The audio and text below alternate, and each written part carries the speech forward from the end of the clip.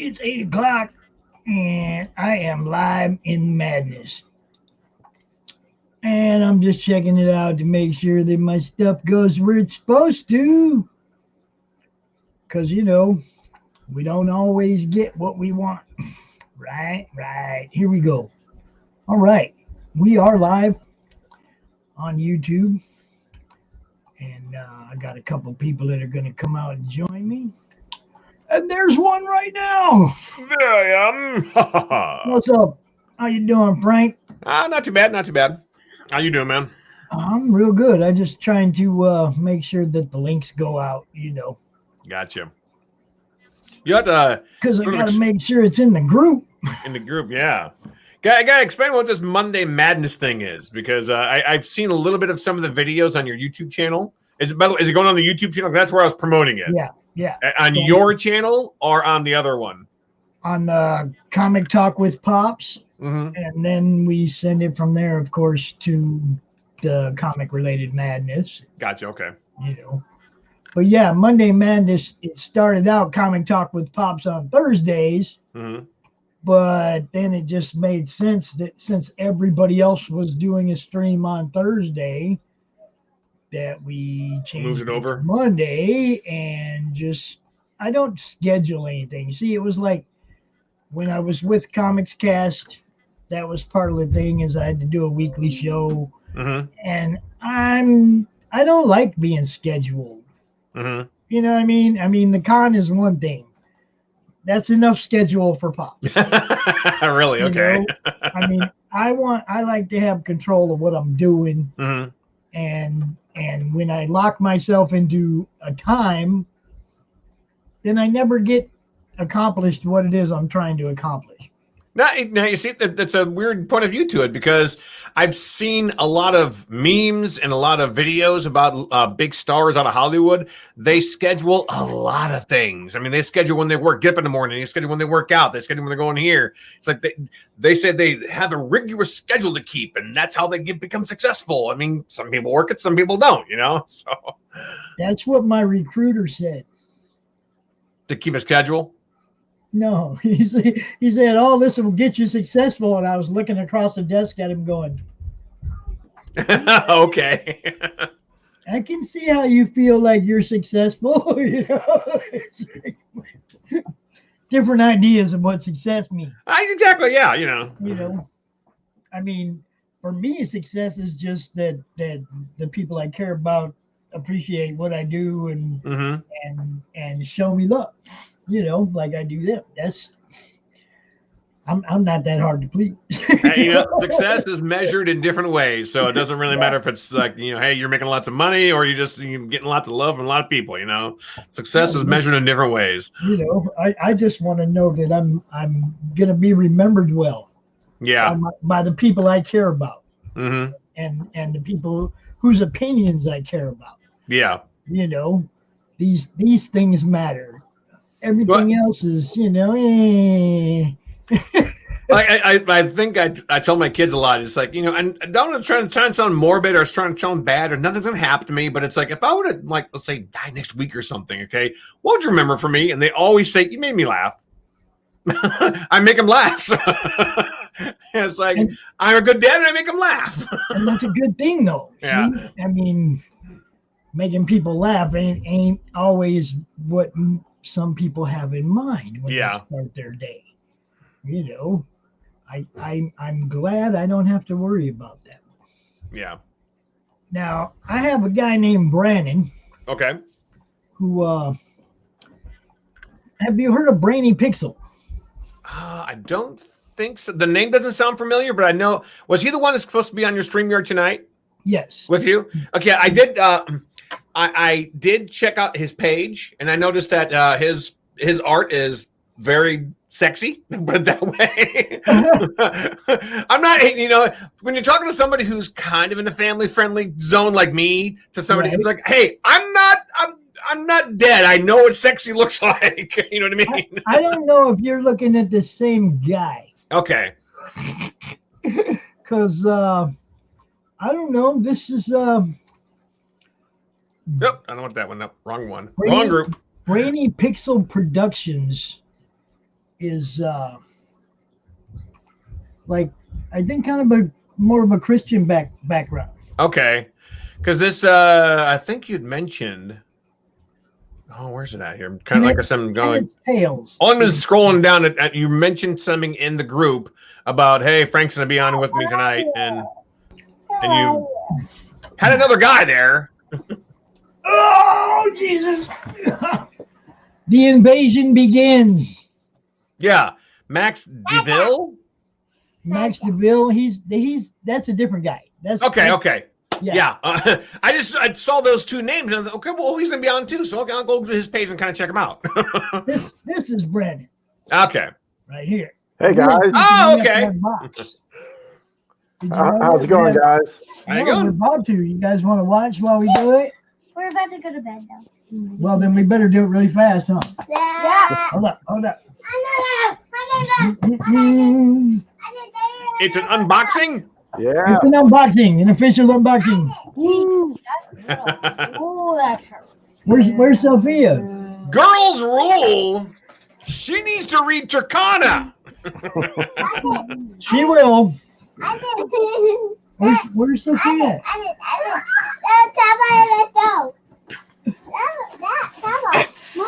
Whoa.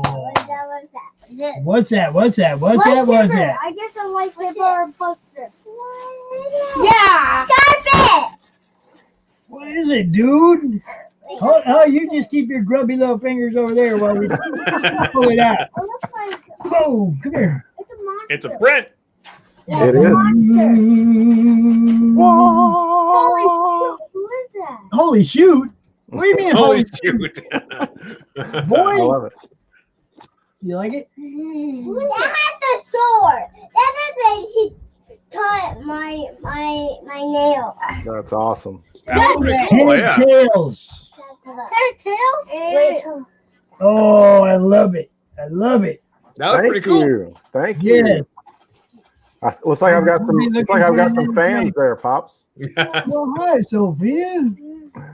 Where'd you come from? We were looking for you. Did you see it? Do you want to see it? Pardon me. I like the monster. Who is it, Brannon? That guy's name is Tenet, and that's a monster behind him. So you better watch out. Kenneth and the Monster. You know, when I first seen that poster, I thought, Schlob. The spider from the Lord of the Rings. Yeah, from Lord of the Rings. Absolutely. Yeah. Yep. That was the first thing I thought when I saw it. Cool. That's good. That Good didn't company. look like Frodo. No, he's definitely not Frodo. He's not moody and an emo like Frodo. So, do you want to say goodnight to everybody while you're down here? You want to say goodnight? No. You need to go wipe whatever's on your face off your face. Oh, you're still eating it? You're pouring yogurt on your lip? Is that what you're doing? It's a Danimal. It's a Danimal. Animals are good. Yogurt. Yes, they are. I dub thee Sir Bub. You're on live in front of everybody, dude. Don't act goofy. We're live tonight. Remember, you're the guy that's going to be taking this group over when Pop leaves. Pops Van Zandt. You know that? These are the two that are going to be running this group when I'm gone. Remember? Oh, okay. And I'm the best artist out of these. Oh, you think you're the best artist now, too? I'm not an artist, but I try. Do you know who that is? That's Tercona. No, that's not Tercona. That's Kim Possible. Yeah, that's impossible. Yeah. Looks the same to me. Not even close, man. Hey, Pops, your two artists there, have them draw a picture of Tenet and post it on your Twitter, and I'll send them both a poster. You hear that? If you draw a picture of this guy or Yeah, Tenet, the main character, the guy in front. Do they play this game? I play Among Us. No, it's He that. What's that? Among Us. Yes, Among Us. Yeah. he does. He jumped right I on don't it. play it that often. My daughter plays it, so I kind of drew that character. Okay, here's the deal. You guys, if you draw this guy on this poster, We get and we send it $1,000. to him.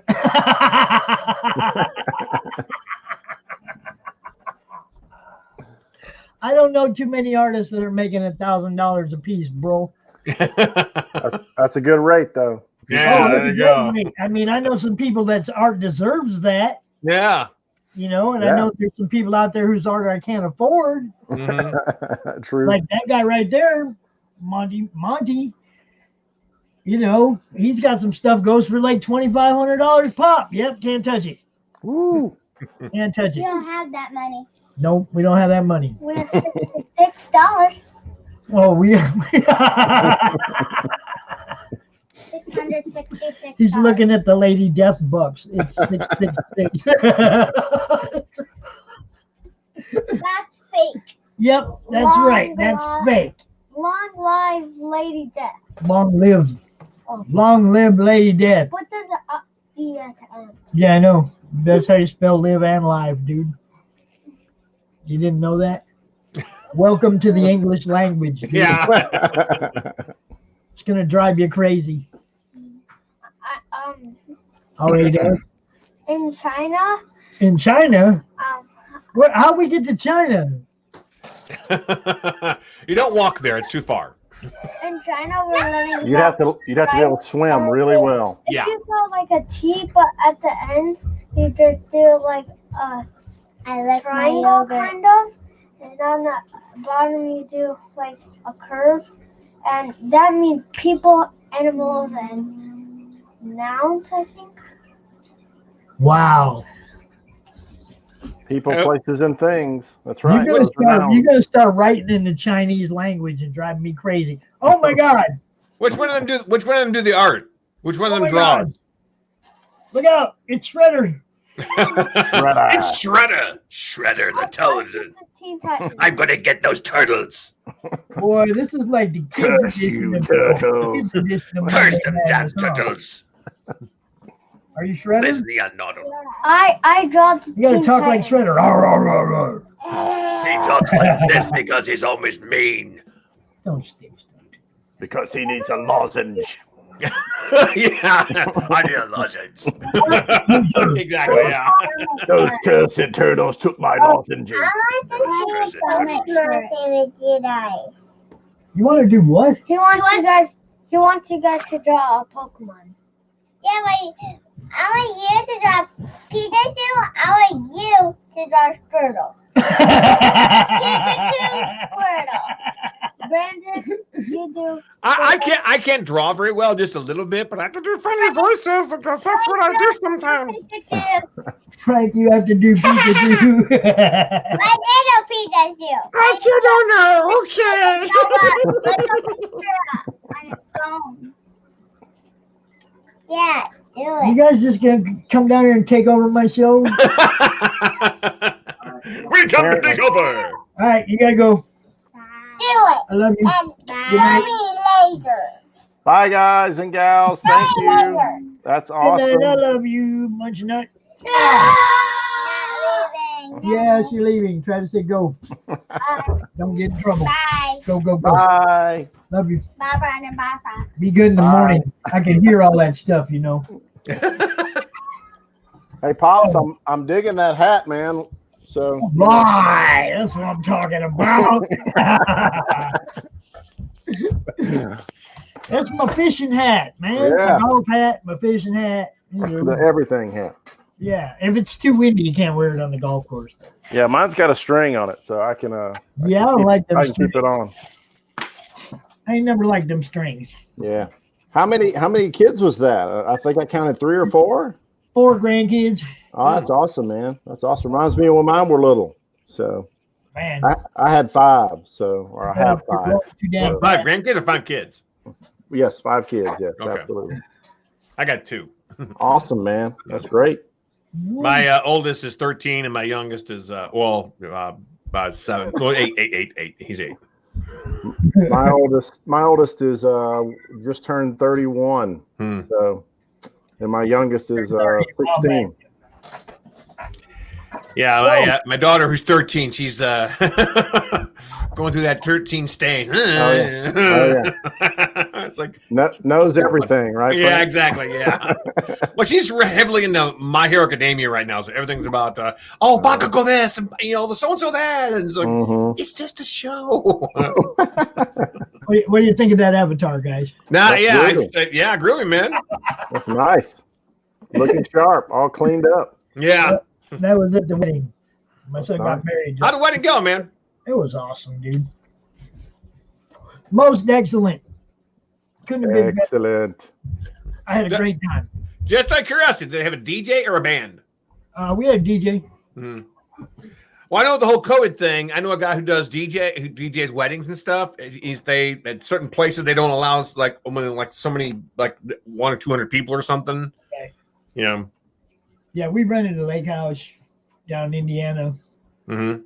And the people that wanted to come could come, stay night, do whatever, I mean, we tried to make it as people friendly as possible. Gotcha. User friendly. I mean, I had a great time.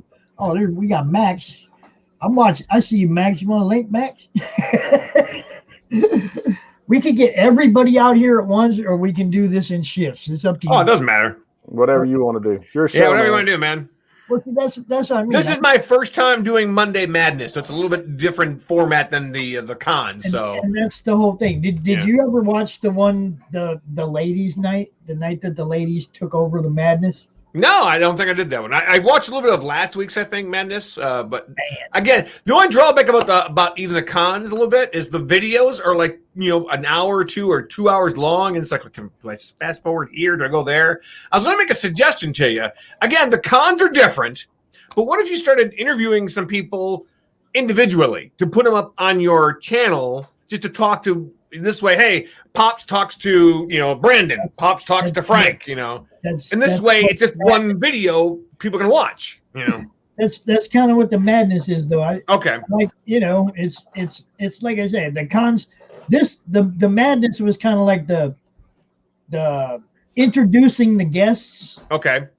Like you guys, this guy's gonna be in the con next weekend. This guy's gonna be in the con in 2 weeks. Gotcha. Whatever. It was like Monday Madness just became like the promotional show for the con. Mm-hmm. Cool. And it's a free for all. Everybody just jumps in.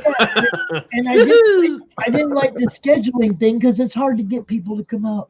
Mm-hmm. After you've talked to somebody 2 or 3 times, it's like we need some new people, and it was hard to get people to come out at first. Yeah. It was hard to get people to come out and do the cons until it started rolling. Right. Yeah. Right. Now it fills up pretty quick, doesn't it? Yeah. Now it fills up real quick. Do you still do the Friday pre-show, or are you going to stop doing that? No, that's Pete's as long as he wants to do it. I was just wondering because I noticed you did that. I think in September when I was kicking off my my third comic.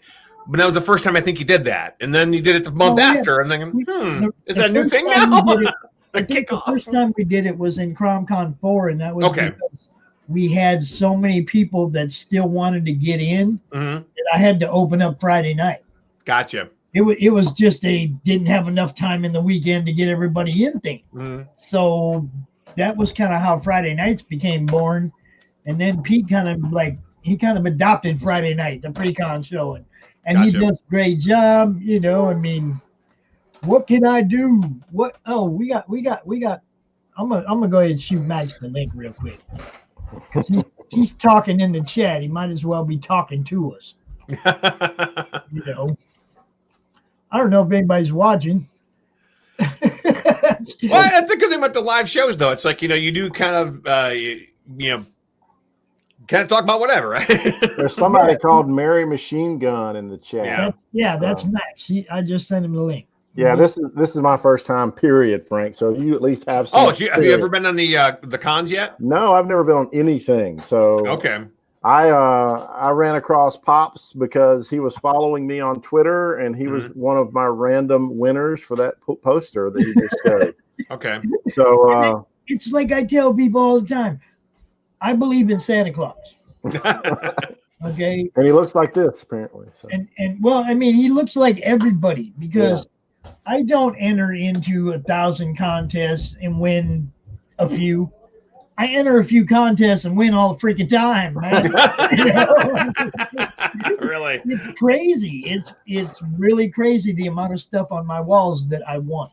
Yeah. Mm-hmm. You know, and Some people got it, Pop. Some people don't. well, Yeah. I mean, for me, it's like I said, there's stuff that I want that I'll never have, like Right. a Stan Lee autographed comic book, right? Yeah. Well, I got one now, Santa. You know, it's like I got one now, and I, you know, there's so many things on my wall that I would have never been able to buy, or Right. even would have thought to buy. Mm-hmm. That I have now just because somebody said they're doing a giveaway, contest, a drawing, whatever, and I entered. Yeah. Tag somebody and share this post. Yeah. Mm-hmm. It's that easy, and it happens all the time. You know, it's crazy how much I win. And I don't know. I just tell the kids. I keep telling the kids, don't never quit believing in Santa Claus. You get something that you didn't plan on. Yeah.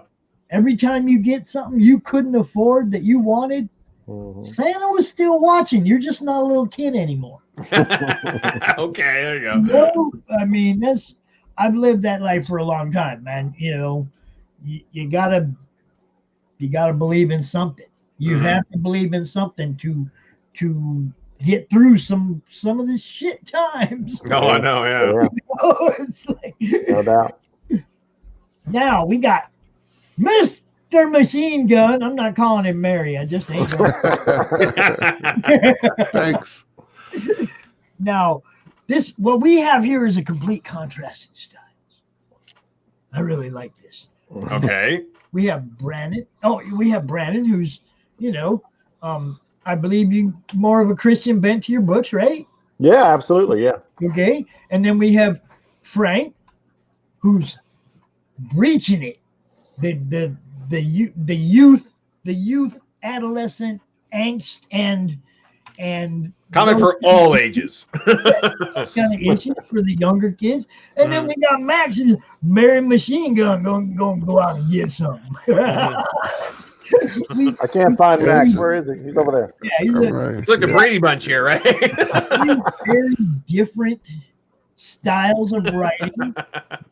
Yeah, it's a little more adult oriented. Mm-hmm. It's Cool. Frank, why don't you we'll go around it. Frank, why don't you just start and tell us about your book and you know, without giving too much away, the basis for what's behind it, and we'll go around all three of you guys and just showcase the difference in the people that are up here right now. All right. Well, I think it was like 2014, 2015. My daughter, who was 7 at the time, I tell a story a lot. She said, "Daddy, I don't like princesses anymore. I like superheroes." So that's where the seed of the idea for Tercona came from. And in the very beginning of the very first book, Tercona's kind of running away from her mother. She took her brother and her dad, and then she's kind of trying to find this ship to leave her mother on this planet. And they find this little portal, a little window. You know, she's trying to get away from her mother, and your mother says, "You're a princess. Act like one." Not anymore. Takes his crown off and kind of leaves, and then she comes to Earth, becomes a superhero. Generally, the synopsis of how the whole thing starts. It started off as 3 illustrated novels, but I think about 2018, I wrote my first comic book, and now I'm on my 3rd comic. This is the 3rd comic right here, which is Tercona Burmese. The big guy there. He's like 6'5". He's like 300 pounds. He has a snake around his neck, and he can mind control you. But you have to look into his eyes, or he's looking into your eyes to mind control you. And the cool thing about the comic there is you find out that Tercona can't be mind controlled.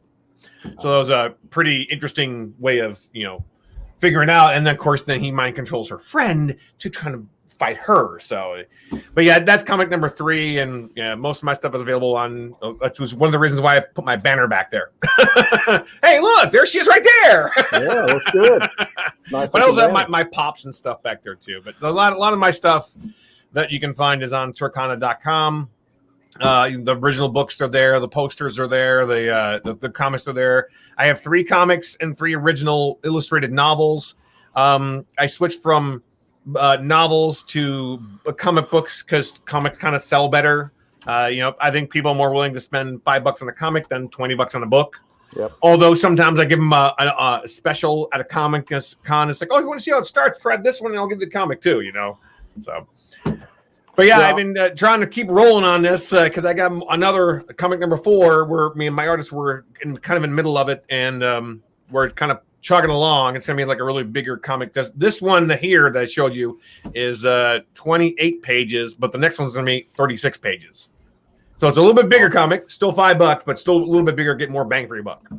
Also, those illustrated novels are a pain to lay out. They are really a pain to lay out. It's hard to deal with those things. So. Again, at the time, I really liked the format, but you got to figure out what sells and what doesn't. And Florida man in the house. I got another person here. Anne's behind you, Mike. Tell her I said hi. Someone's behind you. Anne! Hey, Pops, you got somebody next to you. You're back? He's back. You're looking for what? No, your water bottle's not down here, dude. Water people. You're back again, too? You better go too. Squirtle. Uh-oh, you got to draw squirtle. What? You got 1, 2, 3, 4. You got 4 squirtles. 4 squirtles. Okay. That boy loves him some Squirtles. He was asking Frank to draw him some Squirtles earlier. He loves every game, man. Salamanders too. And 4 pieces. What if they're not artists, dude? They have to do it. They have to do it. You don't want to see me draw. Yeah, you definitely don't want to see me draw. And it's Well, my stick figures are lopsided. Mike, I think you might be muted. I can't hear you. Can you hear me now? Like I said, this is the extent of my drawing. There's Kipo from Kipo and the Age of Wonder Beast. It's not very good, but at least I try. I did that. Oh, that's pretty good, nice. man. That's nice. It's not bad. I don't draw either. Trust me, I do not draw. It was just like it was a weird thing. I was inspired to like Klein bottle. I can draw a Klein bottle. Looks good, Mike. That looks like a vase. So we have a whole group here of non-artists for a change. Yeah. Are there any artists here? Well, I draw badly. I used to write my comics by drawing each page out by hand. Mm-hmm. Oh, really? Yeah. Like just the panel layouts, or like actually the whole what was page, in the whole page with all the dialogue and the captions and directions. And artists and editors loved it because you could see at a glance what was going on. I'm no great artist. I'm not professional, but I'm good enough that you can tell when I'm drawing. Wow, Mm-hmm. that's cool. That's a really neat way to do it, Mike. Yeah, I don't know. I do it the old school way. We write the script, and then I hand the script into the artist, and then the artist draws the page, and then we talk about it, and then we make changes, and then he finishes it. We ink it. It gets colored. We move on, and then to the very end, after it's all colored, we'll just we'll just hand it all over to the letterer, and have the letterer do it all at once. Nice. Yeah, I found a kind of intermediate step because I can't draw. And so I actually went out and found a whole bunch of blank comic pages, right, that have the frames already in them. And there's probably about 30 of them. And it's like, 2 panel pages, 3 panel pages, 4 panel pages in all these different formats. And then I would just send that page. I would write the page like Max. And, in my art direction, I would just say, hey, refer to this PDF with these panel layouts. And I want something kind of like that. And if you can get there, great. And if not, do it however you want because you're smarter than I am. So I just want to make it quick. I have to say something about this real quick. The Nexus book. This is a thinking man's book. Okay. This is like Frank Herbert and George Carlin got together and wrote a book. Nice. Okay, there is humor that's deeply hidden, and if you're not like you're it's going to go right by you. Right. But if George Carlin and Frank Herbert had a baby, this would be that baby's book. I still have those cluttering up my dining room table if anyone is interested. Dude, I'm serious. This is a great I'll read read. it. I'm not done with it yet. I'm just a little over halfway, and I'm assuming that there's not enough left here to tell the whole story, and there must be more. Mike? No, I wrap it up all there, Pops, but I've already started a second one. Well, hey, let's see some sneak peeks in there, Pop. It's just a book, man. Oh, it's a novel. Yeah, that's what I said when I got all the writers here. I wanted to tell you guys this here is a great read. It really is. Awesome. Yeah, I want to read it. Thanks, guys. It's like I said, I'm not done. I'm on chapter El Supremo. Okay, so is it sci-fi, Mike?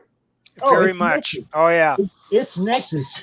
It's Gormando and Gnosis, and I don't know if you know who they are, but you know who they are. Well, years ago, dude asked me what would be the ultimate Nexus story, and I said Nexus versus Galactus. But we can't use Galactus, so we created our own. Cool. Gotcha. That's awesome. Now, I have one question, Mike. KJ, you know, the forearm dude. Yeah. Okay, he just picked up something and like ripped it apart and threw it over his shoulder. And I'm thinking that might have been one of them strings, one of them roots, one of them things. Like, Yep. All right. See, I'm a smart guy, dude. I caught that without knowing and thought, man, Gormando's been there. Not yet. Well, didn't he have to plant this? He had to seed it, right? Gnosis. Okay. Gnosis seeding. Okay. But you know what I'm saying? It's like, Yep. Okay. Yeah. That just lends the whole gives me how they end up coming together. Because it looks like Nexus don't even want no part of him until he has to. Who does? Yeah. Who wants to pick a fight with Galactus, man? You know. Frank does. No. I don't think Reed wanted to. You know Ben wanted to. But I don't think Reed wanted to pick Well, a fight. our version, Gormando becomes so great, his mass is greater than that of Ilum, and as he approaches, his gravity starts pulling everything toward him, including people inside. It picks them right up off the floor and sticks them to the ceiling. Okay, don't tell me no more. I ain't got that All for you. Sounds like some smart sci-fi, Mike. Not dude. crazy sci-fi. It's smart and it's funny, and like I say, it will make you think. Mm-hmm. And a lot of it, you know, I mean, there's shots at today's society here and there, and you know, just all kinds of stuff that you could blip right by if you weren't a thinking person. So, question, Mike, since it sounds like Nexus is a thinking man's book, how do you handle? I'm gonna ask you a writer question. How do you handle consistency of powers? So, one of the big gripes that I have with lots of comics and lots of comic shows and movies is like in one scene you might have a guy, you know, punching a hole, you know, through I don't know, a planet, and then the next scene he's having trouble, you know, ripping apart, you know, some metal or something like that. So how do you tackle that from a writer's perspective? In Nexus' case, he was chosen by an insane alien to be the conscience of his race, and the insane alien channels the power to him from a sun. It comes from the sun to the Merc, and the Merc sends it to Nexus. The further Nexus gets from his source, the weaker he is. And if he passes through a singularity into another universe, every time he does that, it reduces his power by 90%. Okay. So if he passes through two singularities, he's really just a strong guy. Okay. So you put a governor on it. You put a throttle on it, basically. Right. But we provide a rationale as best we can. That's good. That's good. I think that's smart writing, and I think that's good storytelling. You always got to have logic behind stuff. You know, people don't really think about that anymore. I mean, you read a lot of comic books and people do all this illogical stuff, and you're like, you need to make all your characters smart. Yeah, and it really for me, when I'm reading a book or a comic or watching a movie, it totally destroys, you know, the verisimilitude, you know, the kind of the sense of, you know, being in the story. It just breaks me right out of that. It takes the immersion away. Yeah, totally just pulls me right out of the whatever the story is, and it drives me nuts. I can't stand that. So hats off to you, Mike. That's not easy thanks, to guys. do. Not easy to do. Good job. To me, it's kind of like having rules of the powers, right? Yeah.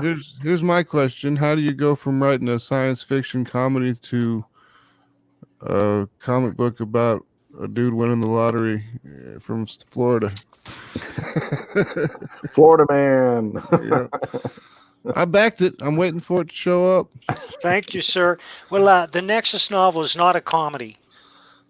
It's very serious, but it has comic elements. And I think all writers understand that even the grimmest story has to have flashes of comedy.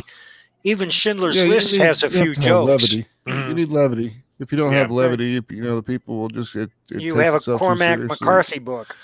Yep. Yeah, it gets too dark too fast. Yeah, that's me typing, guys. Just when you guys were talking about the limits and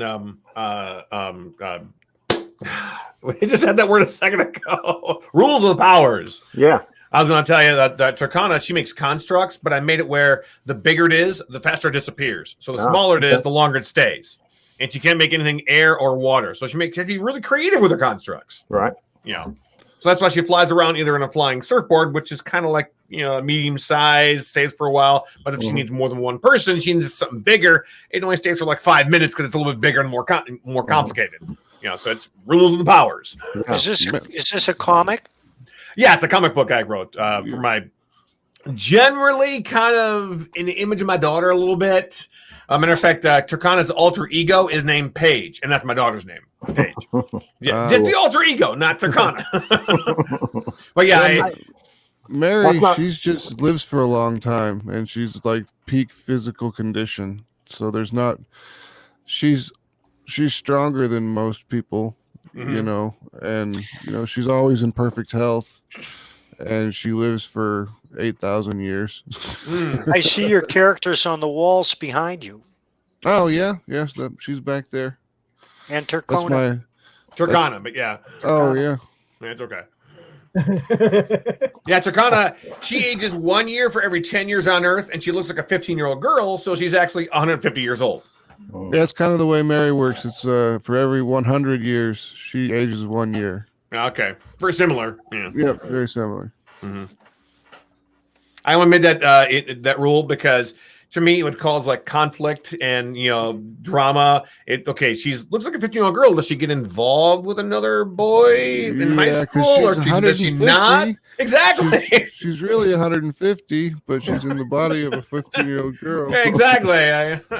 Does she just a lot of uncomfortable questions that you don't really want to have to get into in a exactly. Children's oriented. Your audience does not need to deal with those types of questions. Right, it's like Aang from Avatar: Last Airbender. He's technically 115 years old, but he married Katara, who's like only 15. So, it worked well with Avatar: Last Airbender. Yeah, it did work well with him. Yeah, exactly. That was a great show, too. Fantastic movie. Best movie ever. Movie? Really?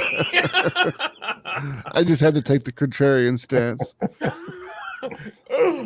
Honestly, I've only been through like 5 minutes of that, and I couldn't stand the rest of it. I didn't watch it all. It was like Mortal Kombat Annihilation. I think I got 20 minutes. What movie is this? Avatar: The Last Airbender movie. This is called The Last Airbender movie. Oh. Yeah, the TV show is fantastic. The actual cartoon, and when they turned it into a live action movie, it was just a complete. It's like one of the worst movies of all time because they didn't. M. Night Shyamalan. Yeah, he didn't even use Aang's name, and they changed it to Ong. And Appa wasn't Appa. Appa was something else. They changed everything around in there, and they tried to smash what, like 7 or 8 seasons of a show into a 90-minute episode. Yeah, or 2-hour movie maybe. Yeah.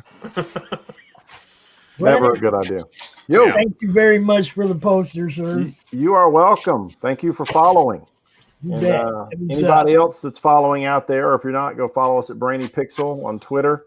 And we're still doing poster giveaways. So if we get up to 400 followers this month or even this week, then we'll give another giveaway. So for every 100 followers. Stuff like that. So I just love stuff like I that. just followed you. thank you. I'm going to try and find you now. All right. It's I'm at looking it up. Brainy_Pixel. So that's great. And spread There the you word. go. Got you too. Thanks, guys. Appreciate it. I don't know And in the group, if you'll it's like you're more than welcome, Brent, to post stuff, you know, promote. That's what the group is. That's what it's based on. Is This group. networking and promotion, the comic related madness. Oh, okay. Gotcha. You know, it's not a who can beat who. Oh, yeah, absolutely. Yeah. You know, it's a promotion and networking group. We want you to show everybody what you got going on. Awesome. You Awesome. know, so don't be afraid to drop a post once or twice a day. Okay. You know, with the link. All right. You Yeah, guys I definitely know. will. Appreciate that. As you can tell, I post things sometimes, just not all the time. I don't want to have overexposure, even though I know it's all about self-promotion. But Right. Well, but see now I'm in the middle of that's a happening though is crowdfund. the thing so that's I have to happening do it though is twice the a day. group is growing. yeah, The group is growing, and that feed moves fast now. really. So you're talking- You posted something this morning. Mhm. You got to scroll for a while to find it.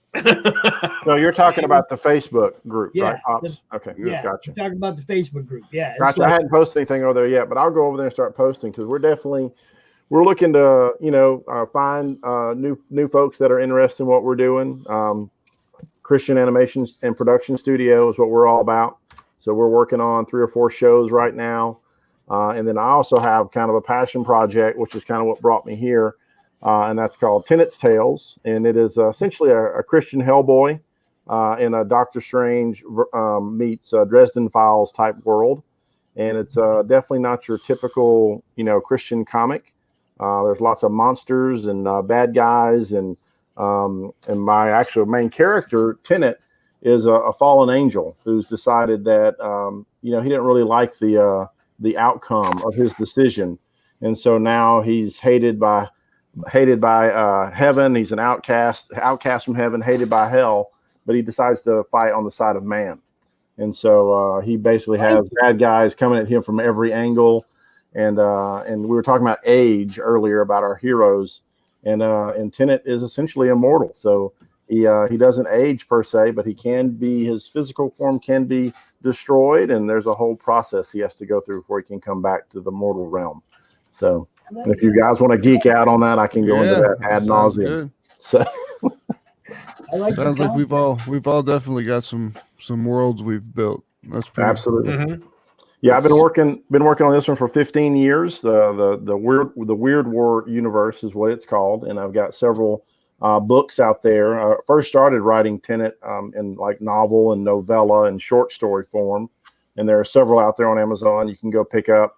And I've always really imagined it as kind of a Mike Mignola-esque comic or a graphic novel, but wasn't ever able to really find the right artist and really sync up. That writer and artist relationship is a very tenuous one at best. And finally this year was blessed to find a guy that just hit on all the numbers, and we were able to produce a little short comic that I sent Pops. It's just a little 7-page intro, but I'm definitely planning on writing more because I've got about 75 Tenets Tales already outlined and ready to go. So hopefully I can grow into something, kind of Hellboy-esque in terms of scope. So that's what I'm here for. I know Mike, Mike said he was tired. He probably wasn't going to be out here too long, but I wanted to get him on Off-Worlder. I want to get him on the other one that he's doing with the cop. I forget the name. Mike's doing a lot of stuff, man. He's got a lot of stuff going on right now. And we get caught up in Nexus, we get caught up in Badger, we get caught up in Florida Man. But he's got other stuff that's coming out in the near future that's looking kind of good. Like Pops, let me send you that cover to Thin Blue Line so you can put it up. yeah. See, we like all that. See, that's the thing that a lot of people don't understand about Pops is I like a Christian comic. I like a Belial comic. I like all of it. I like a funny comic. I like a superhero comic. I want to be entertained. Yeah. I don't want to be stuck. So As I long need as the you story guys is to good. come out with new and different stuff. Yeah. Mhm. As long as the You see what I'm story's saying? good, that's all I care about. Yeah. Pops, You're it's right. on your art has to- Facebook. art has to be good too, obviously, but you know the story is what brings me back. The art will bring me to the book, and then the story is what brings me back to book 2 and Right. 3. And you know, you have to have that follow through, and that's one of the things that people. I mean, my book hasn't released yet. It'll be out. We're hoping to mail them in December. Well, I mean, we should mail them in December, and I'm hoping to get them to people by Christmas. But since it's mailing in December and it's USPS, we'll see. Right. Yeah, it's crazy. USPS rate. I mean, what is today? Oh, yesterday the rates went up. Well, that's great. You know, Are you talking about Mary Machine Gun? Yeah. It was my first book that's coming out, and I don't remember exactly where I was going with that, but as you were talking about, I was talking about the story coming through. My artist, he's being showcased. I mean, all of our pictures and everything, everyone can see the art, but no one. I mean, there's the first 7 pages up on the Indiegogo, but no one's can really read the story. So I mean, they don't get to the end of the meat of it because it is 36 pages long. So the first 7 pages is just kind of like the cold open to SNL, you know. Mhm. That's what I do with my comics too. If they go to my website, they can actually click on something and they can see like the first 4 or 5 pages of the comic just to kind of lure them in. You know, exactly. Yeah. The first one's free, kid. Well, since I have 3 comics, I was doing that I was actually making the very first comic kind of like a free read on the website, but the other 2 weren't. And then I kind of redid my website, and I haven't done that yet. And I'm thinking, I should probably go back to doing that to kind of lure them back in. Yeah, just the first comic free. I like that. It's the Amazon model of we'll give you the first season for free to stream, but then after that you got to pay me. Yeah, exactly. Get you hooked on the show, and then it's $2.99 an episode. Mm-hmm. And that's just good marketing. Yep. I can't believe I said that. Oh. All right. So, Thin Blue Line. What about Offworlder? Can you put that cover up? Oh, let me see if I can. Man, you know what's going to happen if I try to do this. I'll be right back. You know what's going to happen if I try to do this because it never works for me. What I'm going to do is I'm going to post it. I can post it in the group, right? Sure. Okay, I'll put it up there and then bring it up. All right. Let's see if that works. Because, I start messing around on my computer. You know what happens. Suddenly, you guys are all out here by yourself. Okay, let's see. We are putting this up. Mike Barron. Oop, kind of that. And Thin Blue Line. Okay, now I'm taking the chance. You ready? All right, here we go. Drum roll, please. I do such a lousy job with this stuff. Let's see.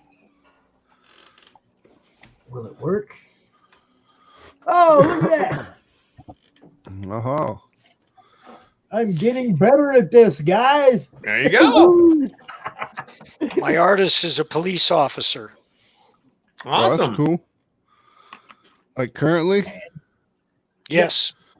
Nice. And is the story current? Yes. Okay. It's going to make your head explode. Oh, I don't know, Mike. You try to make my head explode, it's still here. I'm going to keep trying. You keep trying. Well, hey, once Florida man gets here, you know it could happen.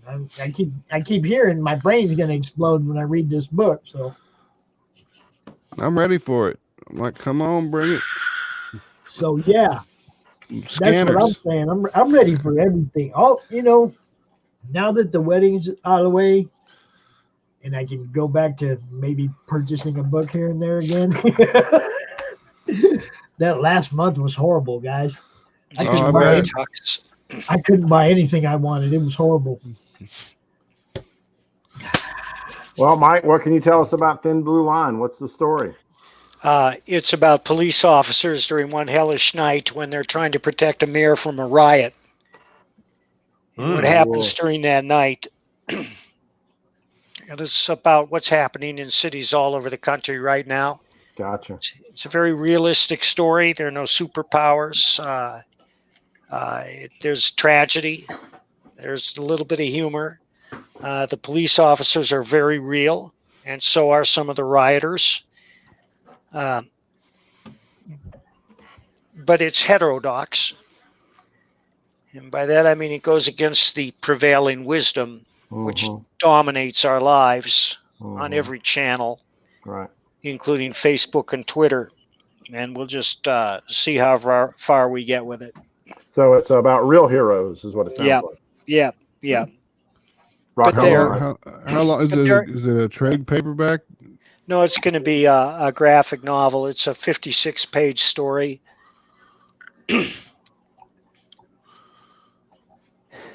And my artist, Joe, he works 5 days a week as a police officer, and he comes home and he pencils. But he is able to do 3 or 4 pages a week. And then the inker who painted that over Joe's layout, Jeff Slemons, is a brilliant artist in his own right. Just go to jeffslemons.com. He's a master of every medium there is.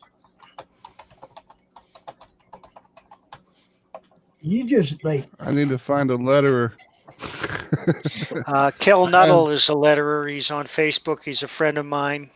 It's very, very complex. It's going to be, the lettering is going to be very important in this cyberpunk book that we're doing. Like there's one page where like basically the lettering is pushing the panels off of the page because it's like the character's like this Alex Jones style character, and he's just rambling and rambling and rambling, and all his rambling is just pushing the panels off the page. So, American Flag used to do things like that. Exactly. Old school. That what was the old magazine? Mad Magazine? They did all the college humor stuff. National Lampoon? Yep, that's it. National Lampoon. They used to do stuff like that too. And I always liked reading those when I was a kid. Probably a little over my head, but it was always still pretty good. My dad he would always bring National Lampoon, Vampirella, and Creepy home. What a great dad. I always would read those after he was done with them. I had to agree with that great dad thing. Yeah. That sounds like he was into sci-fi. He had a whole big box of sci-fi novels, a bunch of Asimov. How many do you still have? How many do I still have? How many of them do you still have of his? Oh, I don't have them. He's still got them. They're his books. Still right. Right. Yeah, he's still alive. He's still kicking. Good. See, mine's not kicking anymore, but I don't have a whole lot that he had. You won't get these books from me, Max. Never. I'm taking it with me. No, but boys, thanks for having me on. I gotta go. Oh, okay. It's good Pops, I'll see you. I'll see you all again. Hold up, Mike. Are you going to come out for the Saturday show? Saturday Comic Crusaders. I'll check in with you. I'll check in with you tomorrow, Pops. Okay, I think I had you down for Saturday. We're doing the anniversary show. Okay. The 1 year anniversary of the group is Friday, and Saturday we're gonna have a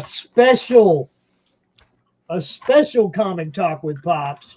Well, I better be there. You know, and yeah, Super special. you know, you were one of the. You've been here from the beginning, Mike. So you know, You're the most special. Good night, boys. All right. Good night, See you, buddy. Mike. Nice meeting you. See ya. I found out about Pops in this group back in April, but well, how long have you been doing it before April? How long have you been doing it before April that? was the first one. The first one, okay. First weekend in April was the first CromCon, and we're about to do number 8.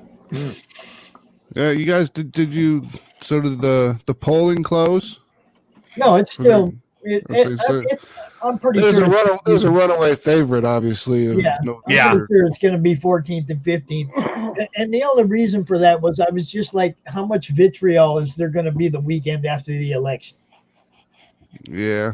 You know, Makes sense. I was like, let's give everybody an extra week to get over it, and then we'll do the con. Yeah. That's the thing about I'm not an overly political person. I used to follow politics diligently, and I realized that all it did was just give me anxiety. So Yeah. I'm just like, you know what? It's all a big club. I'm not in it. I really don't have any. I mean, I'll go vote. Kind of like a George Carlin thing, right? It's a big club and you're not in it. Exactly. A big club and you're not in it. Yep. But I'm pretty much just, if voting mattered, they wouldn't let you do it. It's kind of like George Carlin, right? Yeah. That's funny, man. Exactly. I'm of the opinion that the numbers are the same as COVID. I try to stay out of politics too, unless I post something that's Nobody funny. has any idea Yeah. how many votes are cast. Nobody counts all them votes. Come on, maybe small races in small places they actually count votes. Well, see, those are the things that really matter. I mean, everyone votes for everyone talks about how trickle down economics doesn't work, and I'm like, then why do you guys think trickle down politics does? That's what I tell people. Your guy in the presidency doesn't matter. Vote people locally that Yes. you want to be in control Those of are you the ones in locally. control of your life. The ones Directly. locally. Those are the ones Directly who control deciding your the life. laws in your neighborhood and deciding how you're going to act in your neighborhood. I tell people that all the time. If you really care, you'd be paying attention to who your local politicians are. And if you look at the They're the local ones that voting rule. numbers is ridiculous. Like, I live in Kansas City. There's 1 million people that live in the city. And just like in our little district, there's like 80,000 voters or something like that. And there's only 2,000 votes were cast in the last local election for that district. Out of 80,000 registered voters, only 2,000 votes were cast. And I'm like, 2,000 people decide how we spend hundreds of millions of dollars. 78,000, yeah. Mm-hmm. Hmm. It's always been that way. We were supposed to get one of all those. 350 million go out and vote. They're not counting all them votes anyway. Exactly. You know, We were supposed to get this light rail system. I don't know if you know what they are. The little train things that they put up. It goes to You live in different California, places. Max? No, I live in Kansas City. Oh, that's Missouri. right. You just said that. Yep. I was going to say, We voted for it, and then they decided that the money they had marked for it, they're like, no, we're going to go ahead and go downtown and take over like this big 10 block by 10 block area, revitalize it, make it a shopping district, and put like a big concert event arena and everything in there instead. And no one voted on that. So at that point, I was just like, okay, none of this really even matters. They vote for, like, well, can we spend the money? Yes, we can. And then they spend it on whatever they want. and some of you may know that guy. I like that character. Yeah. I forget the character. I like that character. Really cute. Well, Max, tell us about something that does matter. Tell us about your book and your Kickstarter campaign.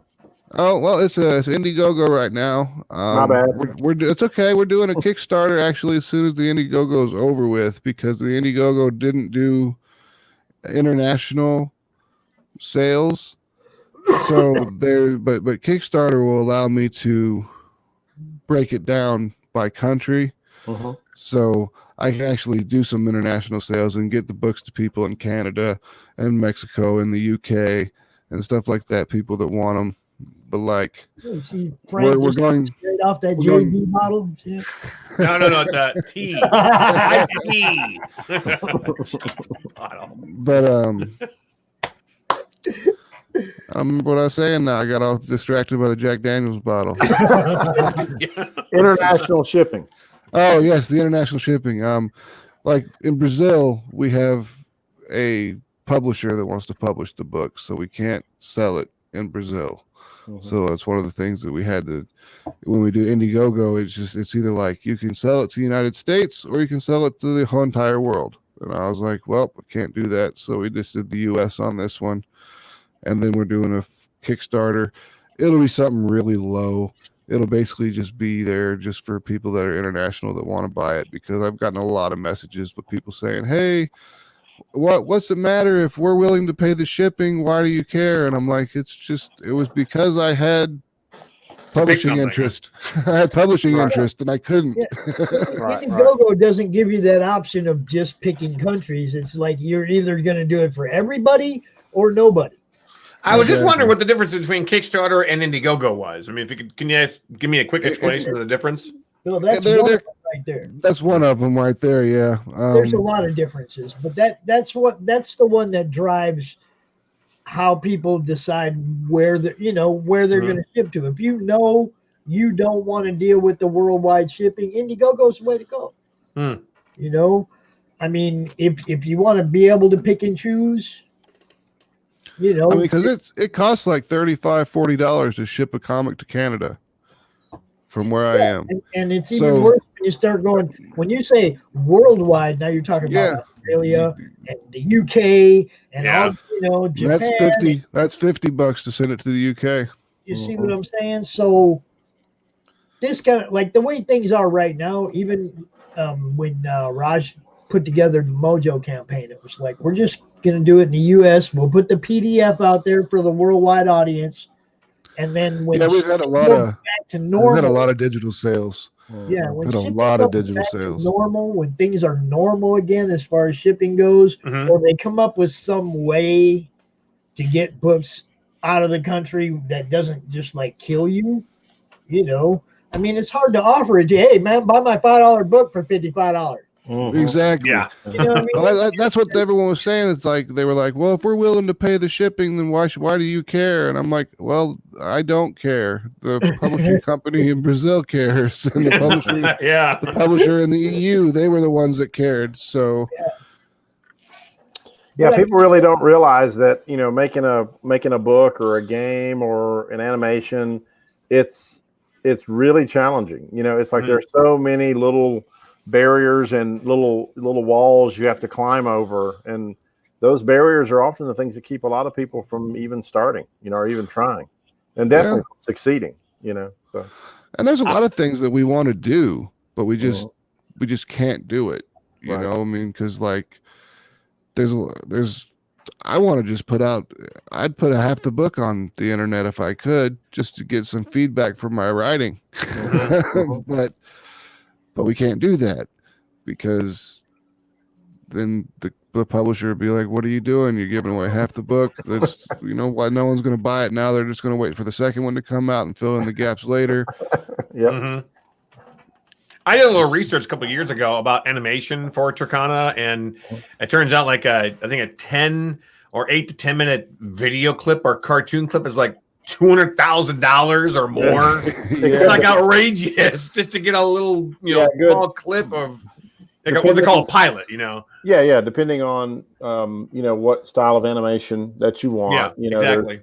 There's like, you know, simple 2D, there's complex 2D, there's simple 3D, complex 3D, and then also the style that you want. Like if you want something that looks like South Park, that's going to be a little bit cheaper than if you want something that looks like Pixar, right? Yeah. But usually about $1,000 a second. That's a pretty good benchmark for animation. That's pretty solid in terms of, you know, just an average. So it's not cheap, and it's not easy. It's not Even with not computers, it's not easy. It's not easy. We're currently self-funding a 22-minute 3D pilot for a little show called Cubekins that you can see on our website, Nice. brainypixel.com/Cubekins. It's a 3D show. It's for kids. It's for 4 to 7 year olds. It's kind of like VeggieTales set in Mayberry, basically. Okay. Okay. But it's a similar kind of look and feel. It's very simple, very colorful, very cute. And we actually reduced our costs tremendously by doing motion capture and face capture for all of our primary animations. I was getting ready to say that on Unity, I've actually got it's back there. It's where I usually do it, where everything is. Yeah. But I have 4 Xbox One Connects that I put in a square around me, right? And then I can have up to 2 people. If they're fighting or something, say, as long as they do it kind of slow when they're moving through it, and then you speed it up inside of Unity. And then the face rigging thing with all the blend shapes and everything that's automatically done. I mean, I've done some pretty cool animations in Unity, but still, I could see $1,000 a second is probably a good benchmark to go off of, even with that, because. Well, there's so much camera movement. Yeah, there's cleanup. I mean, after you do your you do your motion capture or your model capture, you got to go in and clean up all the vertices, vertices or whatever. Excuse me. You're right. Yeah, you're in the neighborhood. I'm not a professional, but I've done some things. I've done some language. That and mostly I'm a programmer is what I started out doing. So I do a lot of stuff in Unity for people. I do a lot of applications because Unity spits out cross-platform things. Like you can drop an iOS or an Android application directly out of Unity. So I make most of my, like if someone wants, hey, I've got this 24-hour streaming channel that I have. Can you make an app for me? And I'm like, sure, I'll make an app. What do you want it to do? Basically, we just want it to play the stream. Right. Okay, super easy. I got you. I can do that, but I'm not. I'm very, very rudimentary with the animations, but I mean, we've got a pretty cool animation set up, and I can capture them. I get a really good capture with 4 connects. Right. It's markerless. It's fantastic. I'm really impressed with it. We've done a couple fights. We're actually trying to put together to where we have a fight between our protagonist and our main antagonist, Charlotte and Mary. Charlotte's the antagonist. We're gonna have a fight with them. We're getting 3D models made so we can put them in pose or a set of pose and then print them. Sounds cool. And then paint them and then use them for our tables when we go to cons. When cons come back. Right. Yeah. Yeah, we do the very similar. So we've got a Rococo motion capture suit, which is, it's not super high end, but it's not low end either. It's kind of middle of the road. Yeah, the middle's good. And then we've using an iPhone 11 with the Aquifer Motion app on it to do all of our face capture.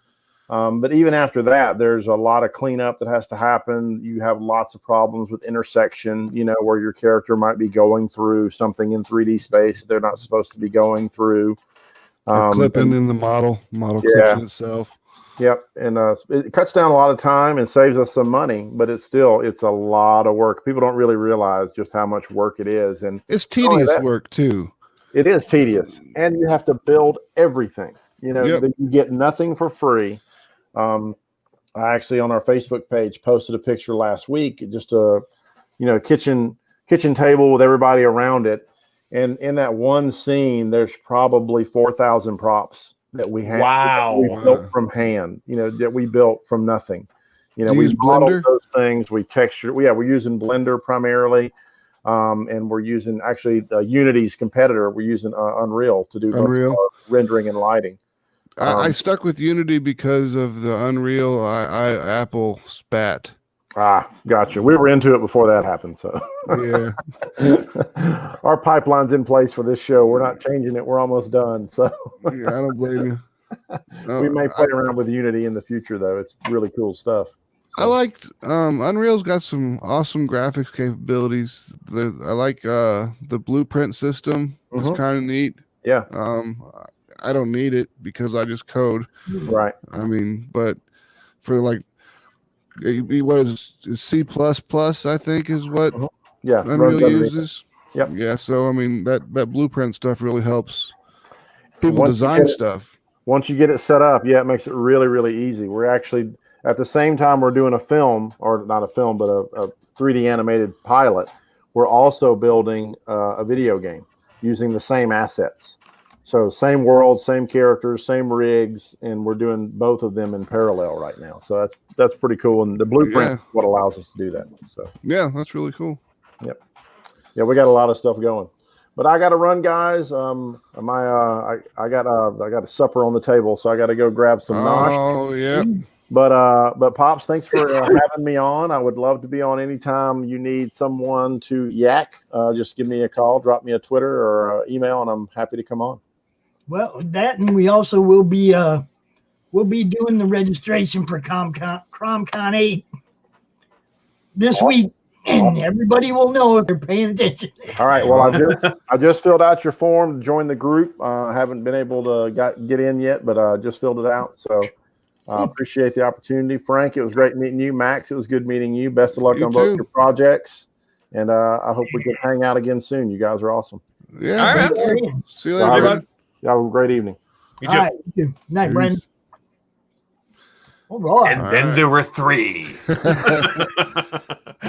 Now, Frank. Frank, my friend. I know we had a short, slight conversation about co-hosting, or maybe having a segment of your own to call your own in CromCon. Mm-hmm. And I think we could probably work something out, man, where you can work on your radio skills and relive your MC days. In case Max, in case you didn't tell you, I've been in radio, or I was in radio for 20 years. I did from 1989 to 2009. I worked at several different radio stations. Oh, and nice. I interviewed a lot of people and stuff. And I thought, I'm probably the perfect person to help them co-host. Yeah, that'd be awesome. I mean, I'm not pushing my other people out of the way by any means. Pete's got Friday night, Phil's tech support guy, and he's always going to be my tech support guy, but it's like you said something about, I don't want you to just leave me out there on my own. No, we never do that. We all have each other's back, so we can go take a break, get something to drink, something to eat, go to the bathroom. It's a team effort on show day. Just think about it. I've been sitting here for like an hour and 15 minutes. Like, I kind of have to pee. That's what the stop cam and the mute button is for. Yeah, there you go. Yeah, true. But you guys were talking. I think, okay, I'll listen for a while. there are some guests that are perfect. They come out like Todd Mulrooney, Mike Barron's artist on Florida Man. Mm-hmm. When he comes out, it's like, I know I can ask him a question, go get a soda, get everything, and dude is still talking when I get back, man. He's the perfect. Pop, is it kind of like me? Because I did the same thing, right? The perfect break. It's like, if you need a break, it's like Todd Mulrooney. Yeah, that's your guy. Because he will talk until you ask the next question. I love Todd. He's a great interview. You don't even have to ask him 3 questions the whole half hour. It's like I said, at CromCon 7, I was like, when I followed Frank, and I was like, I don't think I can follow that guy. His energy's too high. But that's the great thing though. Also is the people watching get to see the contrasts between all these different people. These are people. They're humans. They're not this or that or that or that group that everybody likes to attach to people. They're human beings. They create worlds in their mind and they put it down on paper for us. Like I was telling Pops, Max, it's like, I may draw things or at least write things for kind of all ages, and you more for adult stuff. But it's like, I'm not dead. The things that you create are pretty sexy. Yeah. Or your artist does. You know what I mean? Yeah, the artist Fernando is a fantastic artist. That guy, I mean, he does it all. He does the pencils, the inks, and the colors for Mary. Yeah. And we get along really well. It's really crazy. I mean, there's usually a little bit of an antagonistic relationship between the writer and the artist, because you're like, this isn't exactly how I wrote the panel. Why are you follow the panel? It's like, this doesn't make any sense. As you're saying that, I got to tell you something. Okay, listen, I like my artist. I've been working with him for like 15 years. But have you ever read a Deadpool comic where a little spot is like he's talking to you, but it's in like red coloring because he's talking to you? It's just a block. That's it. And that's how he talks to you, the reader. Well, I was trying to tell my artist, because in this next comic, there's this girl named Maya. She's meditating, and as she meditates, we can see what she's seeing outside. It's like that's a part of her power.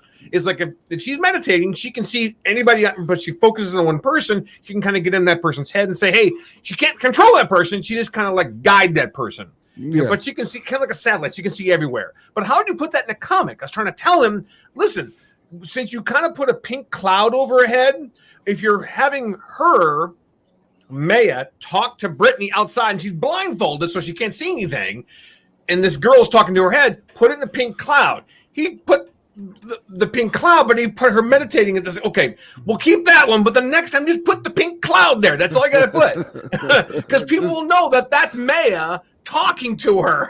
Exactly. He didn't understand that. Yeah, but you get it though, right? Yeah, no, I totally understand what you're saying. Yeah, use the pink cloud for the dialogue, because for the fourth wall break.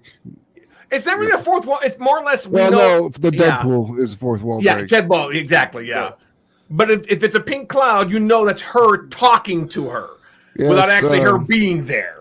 There's a comic by Corey, Sister Mercy. Mm-hmm. It's a nun comic, and she can hear the voice of God. Okay. And, I mean, you kind of can't really tell if she's just schizophrenic or if it's really the voice of God. But when God speaks to her, the bubble is just kind of like this light, this ball of light that has text inside of it. And the way they did it worked out really, really well. Because I mean, like, how do you do that? In a comic. In a comic book. How do you have two inner monologues? And it's difficult, but I thought, okay, if we're gonna make Maya talking in a pinkish color when she's meditating and she's talking to somebody else, normally it's a normal talk bubble. Yes, but if she's meditating and she's talking to somebody in their head, it has to be that pink bubble. This way people will know what the difference is. Yeah, we're actually I just finished the script for the second book in Mary Machinegun. It'll be 40 pages. 40. Yeah. Yeah, 40 pages. I mean, I tried to cut it down, and I'm sitting there writing this book, and I'm at like 24 pages, and I'm like, I've still got a lot to do. I don't think I'm going to be able to cut this down very much farther than 40, because I mean, I want to give people their value, but every page that is done, I have to pay for. That's an interesting question coming from another comic creator. Where do you find a good balance where, okay, if you're going to sell the comic for a certain amount, but yet you want to give them value, but you don't want to overexert yourself because you're paying too much for the book? Where is there a common page number for a good balance, you think? 28 pages, 32? 24 pages seems to be the standard, what people consider the standard. For me, it depends on the price of the comic. If it's going to be like $6.99 or something, I expect a little bit more, 28, maybe 32 pages. If it's going to be like $10, it better be like a graphic novel. Yeah, 40 pages, 48 pages, something a little bit more. We're selling, Mary on the Kicks or the Indiegogo for $15, but it's a crowdfund. It's not buying the book. You're crowdfunding the creation of the book. So, I don't know. It's just it comes down to that's the step I haven't really gotten to yet because I haven't released the book, so I don't know. I mean, once the book gets released and I see how well it sells, then I'll tell you how then I can tell you. That's why I asked about Indiegogo and Kickstarter, because it's like, okay, I tried Kickstarter back in April, but again, maybe I did the wrong time because April was when everybody was on lockdown, nobody was working. Everyone was scared. Maybe it was the wrong time. But I tried my Kickstarter in April and it didn't really work very well. So maybe I'll try Indiegogo next, because I do have another comic coming out.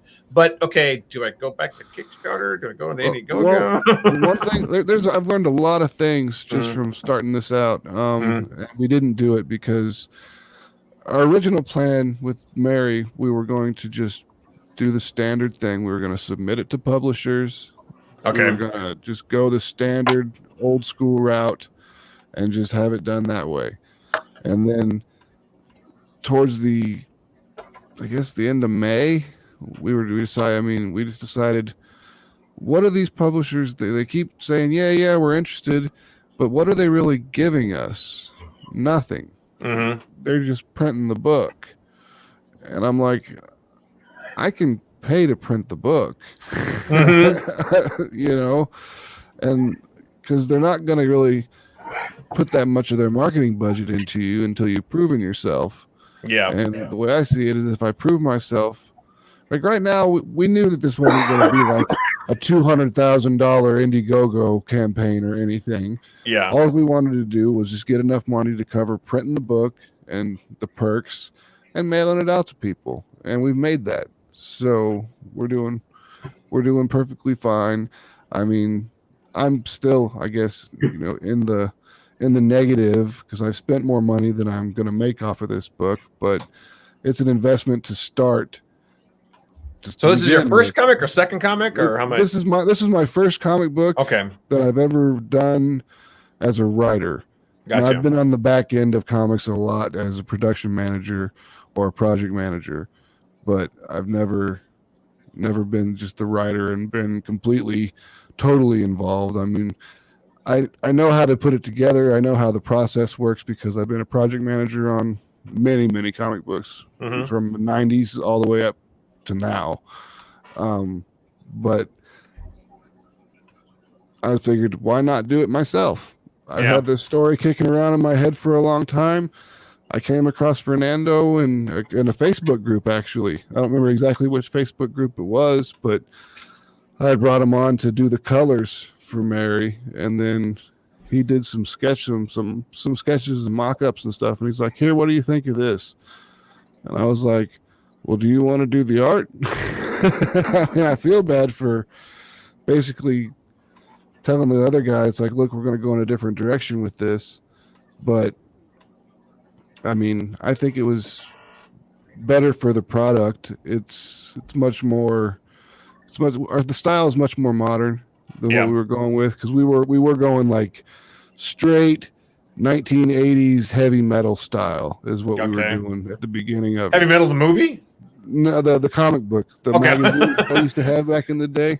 Yeah, because I remember the movie Heavy Metal, so I was just wondering. Yeah, there was a magazine Heavy Metal, and it was just an anthology book, and it was the art was of varying quality, the writing was of varying quality, but it was always just something fun to read. Came out every month or two, and it was just a whole slew of probably 10, 15 different stories that were just a few pages long. Sometimes it was a page, sometimes it was 12 pages. It just depended on what they had for that month. And it was always one of the things I remember when I was in the Army. We used to buy Heavy Metal magazines and take them out at the field with us. It actually give you something to read. Hey, I'm going to take a small break here. I'll be right back. You can talk to Pops for a minute. Yeah. You're going to do what? You need a better avatar, Junior. Yeah, I had to figure that out the other day when I was on. I think it might have been with you. And I was like, I'm going to figure this out. Because I had to get mine working. I was like, because I saw Phil's, and it had his little avatar picture there. I'm like, how do I do that? So I just started clicking around on all my little buttons that I could get to, and I found it. And I was like, aha, it wasn't as hard as I thought. Yeah, I don't know what happened to mine. I had to put it. Suddenly it was gone, so I went looking for a new one. So you interview everyone else. So now it's my turn to Okay. interview you. What started Crom? The beginning of the madness itself. What The the group group itself? Yep. or- The group. What? Okay, the group almost a year ago to the day, in 5 days or 6 days. No, the 23rd, in 4 days, it will be a year old. The group. I got removed from a previous group, Oh. contributed in a lot. Yeah. Like I do in mine. I posted a lot. I Yep. did all my, videos of my scores and I was a heavily contributing member. And one day I woke up and I wasn't in the group anymore. There's no reason whatsoever. They just booted well, you? no, nobody told me nothing. I found out through the grapevine that it was a long time coming, whatever the hell that meant. But anyway, to just let that be dead because it's dead. Yeah. Who cares? I for a couple days I was like, man, I ain't gonna just just fuck all comic groups. I'm done with it because it wasn't the first one that I Been evicted from? So then it was like after a couple days I was like, you know what, screw that. They're not gonna hold me down. I'm gonna make my own damn comic group. There you go. That's how you do it there. Take over. I invited, like some friends of mine, from the previous groups and stuff. But like in the first 50 or 60 people, we had Brian Polito, we had Monty Michael Moore, just a lot of good artists, bigger names, yeah. Yeah, big names that joined the group right away. And it was like, okay, so they lent us some credibility right away. And I figured, there you go. I figured, we'd get 200, 300, 400 people. We'd have a cool little group. And it's growing. We're over 1,800 right now. I can't believe it. We were under 1,800, and then you were saying that you were like one short. So I was like, all right, I'm going to invite a bunch of my friends who may go ahead and liked it. So, and the guy Josh Hadley, he's actually writing the cyberpunk comic book that we're putting out next year. As a matter of fact, I have to do my my new member Monday post when I get off the show here. Oh yeah, it's New Member Monday. It is. We have some good new members too. I love it because every week, man, I get to go down and look at the talent that joined every week. There's somebody on that list that I'm like, yeah, that's good. All right. But so 1,800 people in a year, and we don't actively recruit. No. I mean, about who I let in the group. I don't just let anybody in the group. They have to be comic people. Yeah. People interested in comics. Oh, I fixed it. He fixed it. I fixed it. Avatar. I wanted to fix the avatar before I came in. But then CromCon was created out of necessity for the all my COVID. friends who suddenly didn't have tables to set up. Yeah. And that was, it wasn't anything that had to do with anything other than COVID ruined the cons. What can I do? I have this group. I have this, these people I can give people exposure. I have this group of fans and whatnot. For lack of a better term, a platform. Yeah. It wasn't one yet, but it's starting to become one, I think. Well, 1,800 members ain't nothing to shake a stick at. That's not bad. That's what I'm saying. Back then we had like 500 people, and I don't know what kind of views we got in the first one. I know Brian Polito was out there for the final segment of the first CromCon. Yep.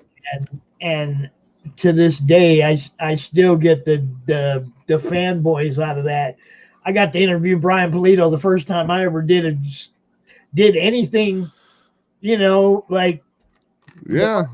I got to interview Brian Polito. I had never done a show. I had never done nothing. That's good. He had his festival. He just pushed it back a year. They were doing Sworn Fest 2021, which I bought tickets for. I bought tickets for the day, the second they became available because I'm a Lady Death fanatic and an Evil Ernie junkie. I did not know that. Do you know? Yeah, shocker. You know that whole top row Yeah. over there. Yep, I see him. All homages. And then if you look, let's see, where is she? Up there on the top, the double framed one. Let's see, you get my finger on it.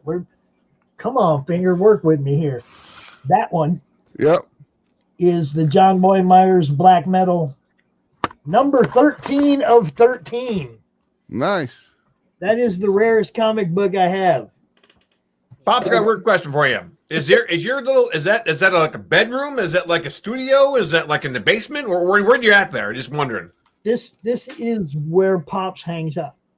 Yeah, it's like I sleep here, I work here, it's the lower level of my son's house. Gotcha. It's like, a bi-level. The bottom level is the garage and where I live, and him and the family are all up on top. Yeah, my wife and I, we built a recording studio, and you can't tell, but it's over in that other room over there. It's like this padding back here. It's an entire room over there. Yeah. And this is kind of like an office. So I use this office to do these things. And even though this is a professional microphone, you can tell it's really, the more closer I get, it sounds better, But the other one, the other room sounds a lot different. And that's why this is more like an office, but that's like a studio over there. That's my futon. Uh-huh. I pop up when I want to sit and lay down when I want to lay down. We're doing show and tell. This is the most I've got. The Vampirella number 1. It's legit. Sorry. 50 cents. It's the legit one. I haven't got it graded. Wow. Nice. And then, oh yeah. See, now I got like 3 copies of that, but I don't have any graded. I'm not a big graded guy. I'm not a grader guy either, but I was actually at a comic shop and they had it in there for $25 and it was graded. And I was like, I'll buy it. Cost that to grade it. Yep, exactly. It's like I only have 4 graded books. 2 of them were gifts. I won one. I actually purchased one because it was for my son. It was a 9.8 Venom for $20. Nice. I forget which cover it is. I mean, it is a beautiful book. And my buddy, I'm making him climb. There goes Pepsi on the floor. That was a good one. I'm making him climb, make a mess. There you go. Oh, nice. Okay. Which one? It's the Venom Inc. Alpha number 1 variant. And $20. Yeah. Pass it Might up. as well. It costs that to grade it. Same guy gave me this here press that I used to flatten out bad books. Nice. Gave me a press. And then gave it to you? It's like I was like, let me pay for the shipping for the press, for sending me the press. He's like, no, don't worry about it. So I bought a damn book from him, so I give him something.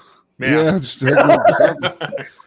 Cost you $80 to ship this press, so I might as well give you $15 to back your book. I just spilled Pepsi all over my floor. Yeah, that was my fault. I made him get up and walk around. No, see, I didn't have to try to move the press out of the way and knock the glass over. That was all me. I could have climbed back over the way I went. It's okay, though. The Pepsi landed on a rug that fits in the washing machine. There you go. All right. Everything worked out fine. You didn't need your ShamWell after all. And my cup's all wet. Yeah, it went down and landed straight upside down. It only has this little tiny hole for it to come out. But it all came out. Over there, it was all out. Yep. Ever since they said Jack Daniels, every time you take a drink, I can't. It's iced tea, I swear. I know, but the bottle's square, so every time you pick it up, it takes me a minute. It looks like you're drinking. I'm going to do this from now on. Because it just takes my brain a minute. It takes my brain a minute to justify the size of the bottle in your hand. I'm not really a drinker. I drink wine sometimes, and occasionally I'll have like a Mike's Hard Lemonade. I'm not really a hard drinker, but I used to drink a lot more than I did than I do now. I mean, I drink rare occasions. I'll have a beer or a glass of wine. They passed medical marijuana in Missouri, so I do that now. And I back to that big light source behind me. My Tesseract, that is it's my seedlings that are just starting. Got 4 out of 5 started. So okay. All right. I had one dud. So it's time to start the next iteration of grow your own. See? Had to pay $100 for cultivator's license in the state of Missouri. Now, see, that's where we lived in Indiana. Okay? Just south, just on the other side of the border. And his family lived up here, the other side of my son's family lived up here in Three Rivers, Michigan. I lived down there. We lived down there in Indiana. And as soon as they said recreational Michigan, it was like, son, you need to go back to Michigan. Back to Michigan. Right across that border there. Yeah, just right over there, about 30 miles. Yeah, we got to go that way. And this is one of the things that really bothers me about stuff like that. If you're standing on this side of an imaginary line, it's okay. And on that side of an imaginary line, it's not. Are we not all Americans? I see it. I see what you're saying. I agree. Are we not all Americans? I don't care if you're Arizonan or a New Mexican or a Utahnian or whatever the hell they call it. I don't care. If you're standing at the four corners and you got one hand in Utah and one hand in Colorado and 1 foot in New Mexico and 1 foot in Arizona and a pipe in your mouth, are you legal? Yeah. I see your point. Because some of them states is okay and some of them it ain't. I was like I think at least 2 of those states recreational is all right. So it depends on where the pipe is pointing, right? Let's do whichever one the pipe's in. You're in possession, so it doesn't matter. You're in possession in all 4 states at the same time. And 2 of them will charge you and 2 of them won't. This is freaking ridiculous. This is America. That kind of crap has to end, man. Yeah. Well, they need to get rid of federal rules on certain things. I agree that states should be able to run their state how they see fit, because there's no way that stuff like that federal, just cross. Well, yeah, that's what I'm saying. They need to work on their like the federal government just has too much power. I mean, so the federal government makes it illegal, and that's why all these states have it being illegal, because and just end all basically. This. Exactly, but see the way they do it is like with the drinking age. Remember when it used to be 18 long time ago? How I remember? Because I turned 18 and then it popped to 21. Really? It was like 86, 87, something like that when I graduated. What? Yep. For me, Hudson, Wisconsin, because it was 18 in Wisconsin. Yep. So they had all that, and then they built all those highways. And then they told the people that they built all. They're like, we're going to pay to build all these highways in your state, and it'll be great because it's going to help your commerce. And these states are like, okay, great, we'll take over a bunch of land and give you places to build these highways. And then after it was over with, they're like, well, we're not going to pay to maintain them. That's your job, and you have to maintain them to a certain level. But we will pay for them if you follow our Department of Transportation regulations. And one of those regulations is that you had to be 21 to consume alcohol. So all these states, in order to get highway money, had to up their drinking age to 21. It's like Kansas was one of the last states to keep it 18, and most of their highways are all toll highways. And now it's 21 and they still have toll highways. So it's kind of like, well, why is there still a toll road? It's like there's one between here and our LCS down in Indiana, and it shortens the trip by about 20 minutes, but I won't take it. Just I'm not going to pay you $250 just to drive down your road. I'm not paying to drive on. Look, gas tax, all that crap's supposed to be covering that. Then they come out with the lottery and we'll use it for the roads, and it never gets used for the roads. And I don't care how much money you throw at a problem with crooked people running it, the money don't get to the problem. Exactly, it gets to their pocket. The money don't get Somehow, yeah. That's why I'm not a fan of throwing money at anything. It's like here they said all it does is make rich politicians richer. Rich politicians richer. They're rich when they got there, but they leave rich. Oh, that's the thing that kills me. Is the people making $174,000 a year end up leaving there having millions and like hundreds of millions of dollars. Millions of dollars. Somebody paid you to do some things. I mean.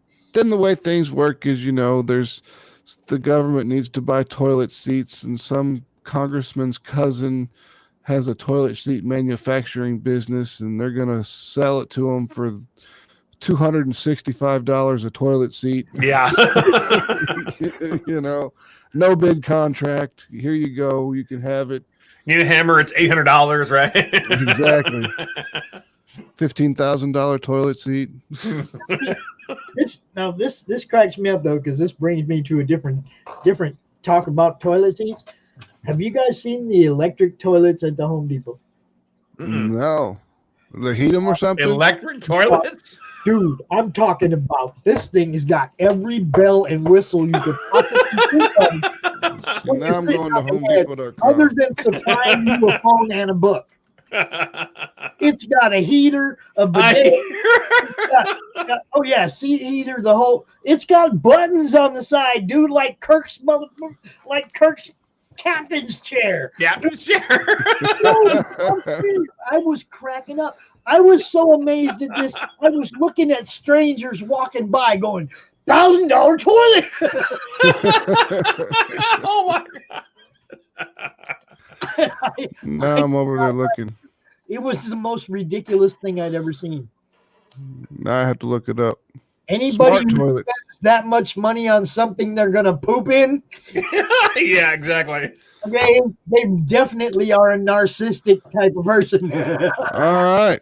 We got a $1,200 OVE Decor Smart one-piece 1.28 gallons per flush single flush elongated toilet and bidet with seat in white. Go ahead. There's one's even more expensive. It's $1,400. I'm telling you guys, I seen this and I was just amazed. Who spends that kind of money on something they're gonna poop in? I know. That sounds ridiculous. I'll just take the old school American standard. Yeah. Yeah. It's like, come on, man, you're gonna poop in it. You're not gonna sit there long enough to wait for the seat to warm up. Come on. Exactly. Yeah. Let me pre-warm my seat. I feel like I will. That'd be like something you'd have to put into your day routine. It's like, okay, I get up, I'm going to turn on the seat warmer, I'm going to go down and get my coffee because I know that the coffee is going to go through me. So I'm going to have to run in there. Might as well go ahead and prepare it already. Yeah, a little coffee, a little oatmeal, and by 9:30 you're in the bathroom. Dude, it's crazy, man. We are an entertainment society. Yeah. Okay, we must be entertained. We are a service-based society. We have to be served with whatever the newest thing is. Our society in America craves the next thing. Nobody answered it, but I asked an interesting question. I think it was last week. Have you ever got caught up in a fad? Like a couple years ago, the fidget spinners were the biggest thing in the world, and everybody had to have one. It's like I bought one, kids. But now nobody has them anywhere. And I think back in the 90s, there was the Beanie Babies were everything. And of course, now the snap bracelets. They used to have, yeah. My grandkids some of them fidget spinners, Frank. I can't remember who it was. The snap bracelet was probably the biggest fad that I got into, unless you consider Magic the Gathering a fad. Well, I even know in the 70s there was the pet rock. That was a long time ago for me. that back wall back there. That's the only fan I got room for, boys. I ain't gonna lie. That's like my wife keeps trying to get me to drink coffee because I'm not a very big coffee drinker, really. I don't drink coffee, and I'm like, I've got enough vices. I don't need another one to cost more money. She's like, no, I drink about 1 cup a day in the morning. It's about it. She's like, but then we could drink coffee in the morning together, and I'm like, yeah, we could, and that cost extra money. So I'll keep that money for buying comic books. Or actually, there you go. Yeah. My purchasing of comic books has dwindled quite drastically since I've started having to pay an artist to create my comic book. I haven't been able to buy anything. I mean, there's some things that I back, like I backed Mike Barron's book, and I backed the card game for Lady Death that Brian was pushing, and a couple Lady Death things. But other than that, I haven't had any. I just don't have the money anymore, because if I have any extra money, I'm usually looking at it. It's like, okay, I've got an extra $100. Well, that's a pinup. I can use that as promotion. So I'm going to go ahead and pay this artist to get this pinup done. So I can get something to, when I post my post on Facebook for the 60th time, about my crowdfunding going on. I mean, that's one of the things that sucks about crowdfunding. It's like, I feel like I'm spamming, but everyone's like, if you don't feel like you're spamming, you're not doing it right. And I'm like, well, okay. Look, when I put the show on, when crowdfunding goes on, I don't know if anybody looks at how much that gets shared out initially in the first 5 minutes. I share it up to like 30 groups. Mm-hmm. I do everything I can to get people looking at it or put it where people can see it. If you're in 14 of those groups and you get that notification 14 times in a row that I just shared this post, yeah. Oh well, it's once a month. I'm sorry. Yeah. Yeah. Well, mine's like, I try to do it when I wake up in the morning. I try to catch social media traffic. Peak traffic times. Like, I'll get up in the morning. I'm old. I get up at like 5:30 in the morning, 5 o'clock in the morning every morning, and then I go to bed at like 11 or 12 o'clock at night. So I can usually do one in the morning when I get up, and then I post one right before I go to bed at night, and then I hit the two major traffic times for social media, and it seemed to work pretty well. I mean, we've gotten pretty good response from a comic book that no one's ever heard of before. So you have your Indiegogo link on your page? Yeah, on my the Mary Machine Gun page. Yep. Well, yeah. Well, I mean, I'll share it, even though it's a little more risque for my audience. I mean, I tried to share other people's, Indiegogo or Kickstarter pages of things. If you at least put it in the group, I'll find it there too. Oh yeah, it's in there. It's in the group all over the place. I'm always posting in the group.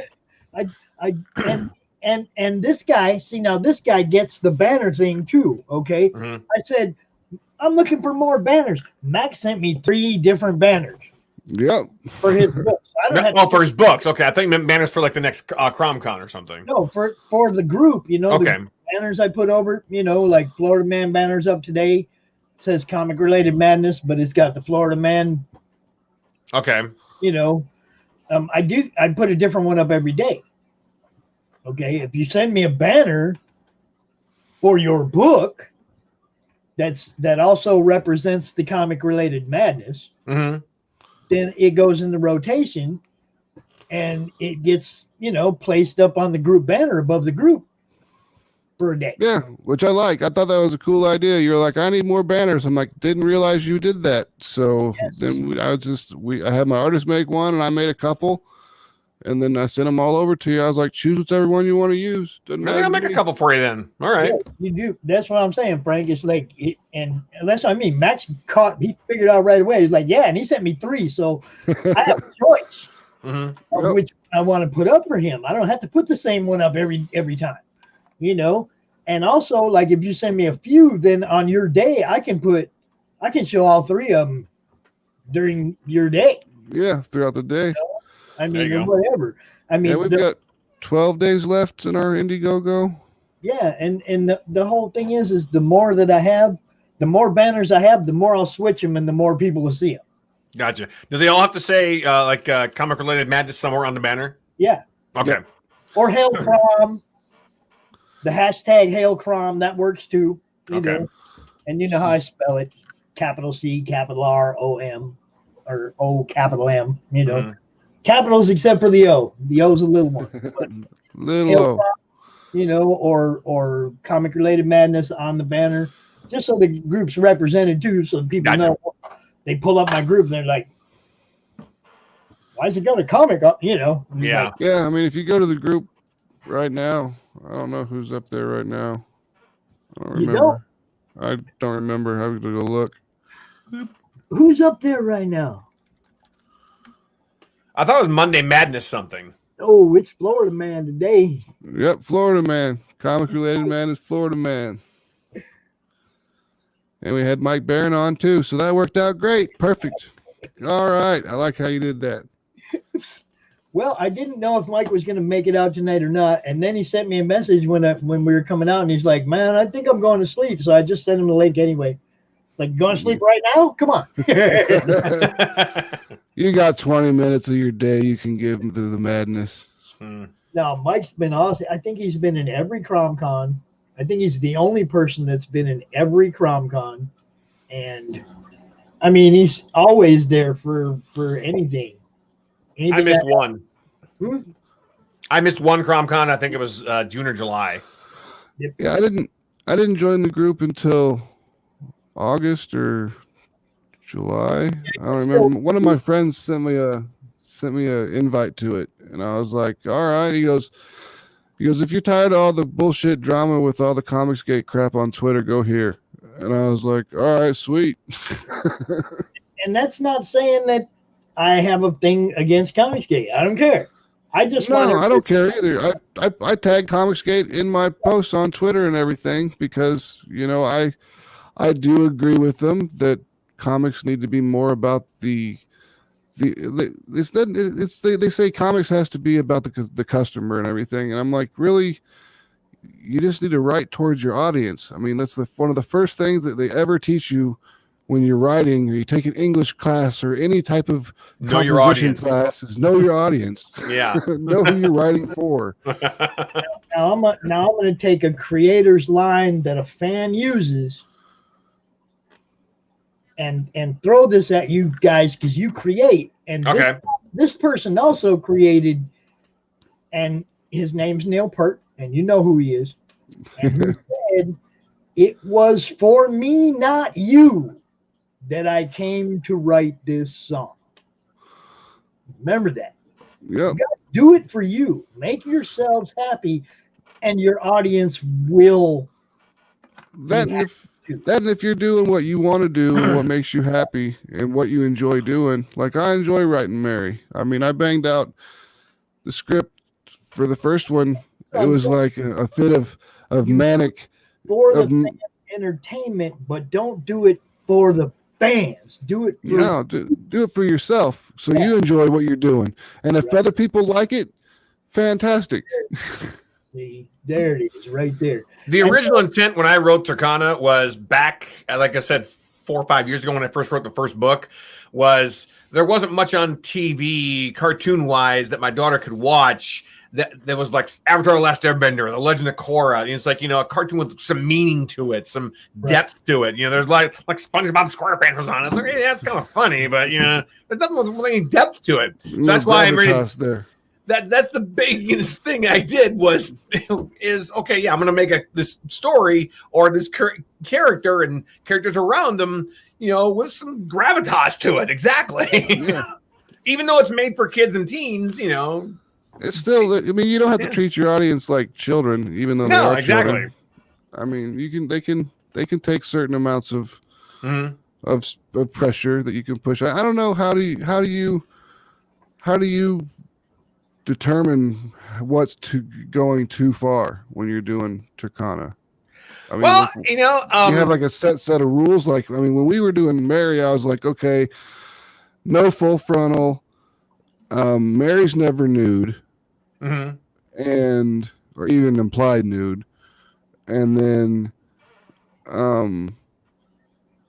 there's obviously no penetration or anything like that. Nothing that's going to make it X-rated. Mm-hmm.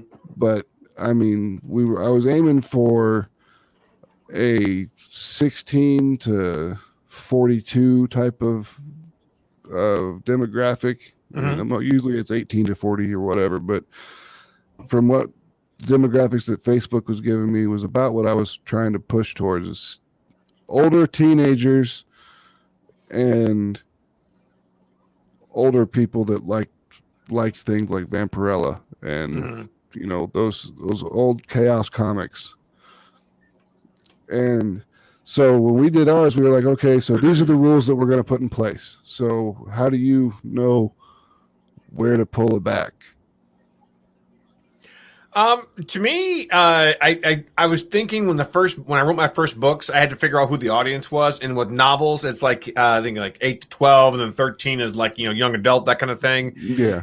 And I said to myself, the comics is probably more, probably older than 8 to 12. But I will look at it this way: every character in the comic is different. Like with the cover here of the third comic, you can see Tercona is wearing like an all bodysuit. She wants to cover up. Her friend is in a crop top. She likes to wear crop tops. She's not nude. She just likes to wear crop tops. Yeah.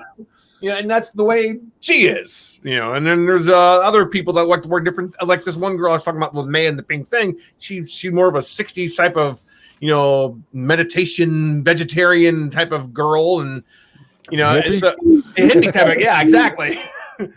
She's like a hippie type of girl. What's that? I will not be offended. I promise. You can say hippie. But yeah, she's very hippie-ish. But of course, she meditates. That's her power. She meditates and she kind of can see things. And Flower Child. What's that? You call her Flower Child? No, I don't call her Flower, but she does have flowers in her hair here and there. A couple times, a couple of pieces. If she's gonna get a superhero name, you might as well go with Flower Child. Well, the funny thing is, I named her Maya Rose, so she's kind of named after a flower.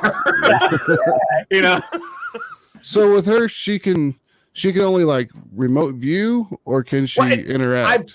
I picture it as like a satellite. Like, okay, when she's meditating, and the way I picture Maya's powers is when she's meditating, she can kind of see all over the world because she's connected to the earth. Now, if that person, let's just say she was trying to find somebody and that person was in a plane, she couldn't find them. They're not on Earth. They're not on Earth. Yeah, they're not on Earth. But if they were high in a building, let's say they're off the top of the terminal tower somewhere or something, she can still find them. The ground. It still touches the ground. Exactly. Yeah. If she was in a plane, she couldn't see anybody because she's not on the ground. Yeah. So that's how again, limiting your powers. Yeah. Exactly. That's the limits of her powers. So right now she's in a classroom meditating and she's seeing this fight take place outside the school, and that she's trying to help her because the girl with the crop top, she has her blindfold on so she can't get mind controlled by the black guy. So she put a blindfold on, and now Maya is like, "Are you in my head? What? No, look out to your left." So it's, to me, I picture it, even though it's a comic book, I still picture it as a cartoon or something. Yeah. And that's just the way I do. I don't know why. That's how you see it in your head. That's fine. Yeah. I mean, I see a lot of Mary. It's just kind of like, I'll watch it as it could be a cartoon, but sometimes it's a movie in my head. I mean, there's no real actress or anyone that's playing her. It's just I kind of have just this person that's Mary, and then when I'm writing it, I'll think about the way things are, like where are they in space, and on the plane that they're standing on. Okay, they're fighting each other with two swords, and the writer, the artist Fernando, he plays role-playing games too, like kind of like Dungeons and Dragons and stuff. Like, I'm a real big dork. I play a whole lot of Dungeons and Dragons. I used to. I haven't done it in a long time, but I used to.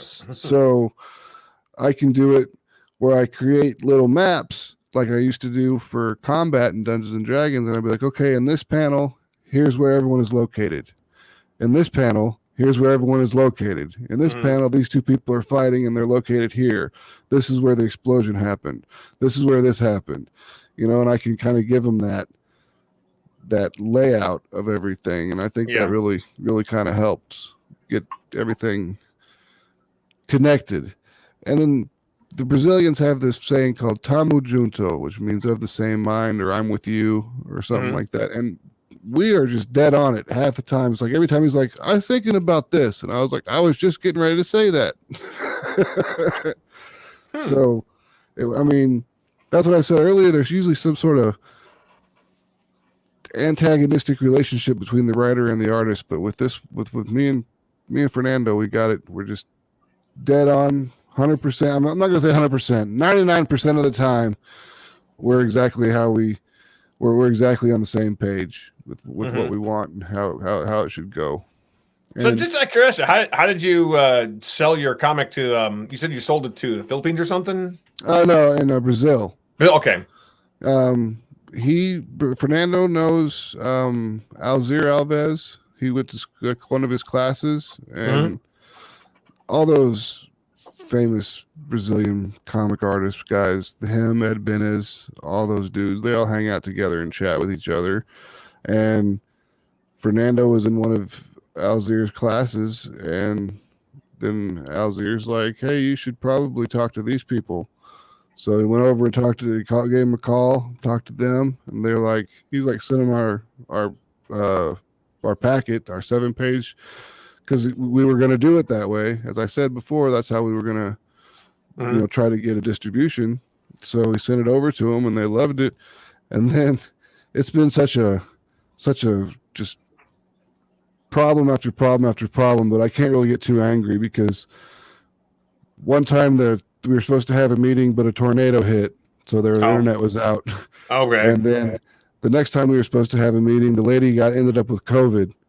So I mean, I can't be upset because I can't be mad that there was a tornado and then someone got COVID. But I'm just kind of like, I just want this ink dry on the page so I know this is done. Yeah. I hear you, man. It's especially like overseas. I know a few people that work with people that are in South America or somewhere else, but we're putting it in Portuguese. I'm sorry, that was one of the things that really sold it to them. Trying to explain how they want something done in their book, when they're talking to an artist that speaks a different language, there's always communication problems. Yeah. Where you got to make sure and get real down to detail and make sure they understand what you're trying to say, and they have to make sure that they understand what you're trying to get across. Yeah, my artist is from India, and I found him on Fiverr.com a long time ago. But just recently, and I sent you this script, Pops, about this one script I have in mind. Have you read it yet? Probably a lot of, I didn't think so, but that's okay. No big deal. We're winterizing the house and doing the yard work because big deal, man. That's okay. By the way, I found some people in the group that speak Spanish because I wanted Brittany to speak a couple of lines of Spanish, and it was the people who have read it said, "Wow, this is really good. This is where I want it to go." So what I did, and again, I don't want to give things away, but apparently. The thing I did with the comic, the script anyway, is, it's tasteful. Put it that way. Well accepted by Pete and Marvin and Manny and who else? I know Pete and those. I forget who else did, but they seem to really like it, so that was good. Yeah, well, and I only threw them out there because I know that they're the type of people that are going to give you what you're looking for as a creator in the input area, because they're creators themselves. Yeah. So, I mean, I didn't want just anybody going, "Hey, blah, blah, blah," not having no idea what you're trying to do. So those, I mean, come on, man. Pete's fucking awesome, dude. Yeah, he is. Yeah. And he thought what the script was very tastefully done too. And like you said, I'm contemplating, but I haven't done it yet. But I'm contemplating on for that one script. I was thinking, well, what if I change artists just for that one? But no, maybe I shouldn't, because then it would kind of distract from everything else. Yeah, you'd be off brand at that point in time. Yeah. What I am thinking of doing though is this because all my comics are numbered. Covers are for. What's that? That's what your variant covers are for. Okay. Yes. True. Yes. You get them other artists' interpretations of your character, but you keep your interior artist and your look. Gotcha. Your book, and you get them Steph Wilsons and whoever to do a cover for you. Yeah, I had Will Torres do a cover on the first Mary Machine Gun. It's a Spawn homage, totally different style than anything. That's what I'm saying. That's what the variant covers were for, and that's how you get the extra draw on bringing the fan base from that artist. Gotcha. To your book.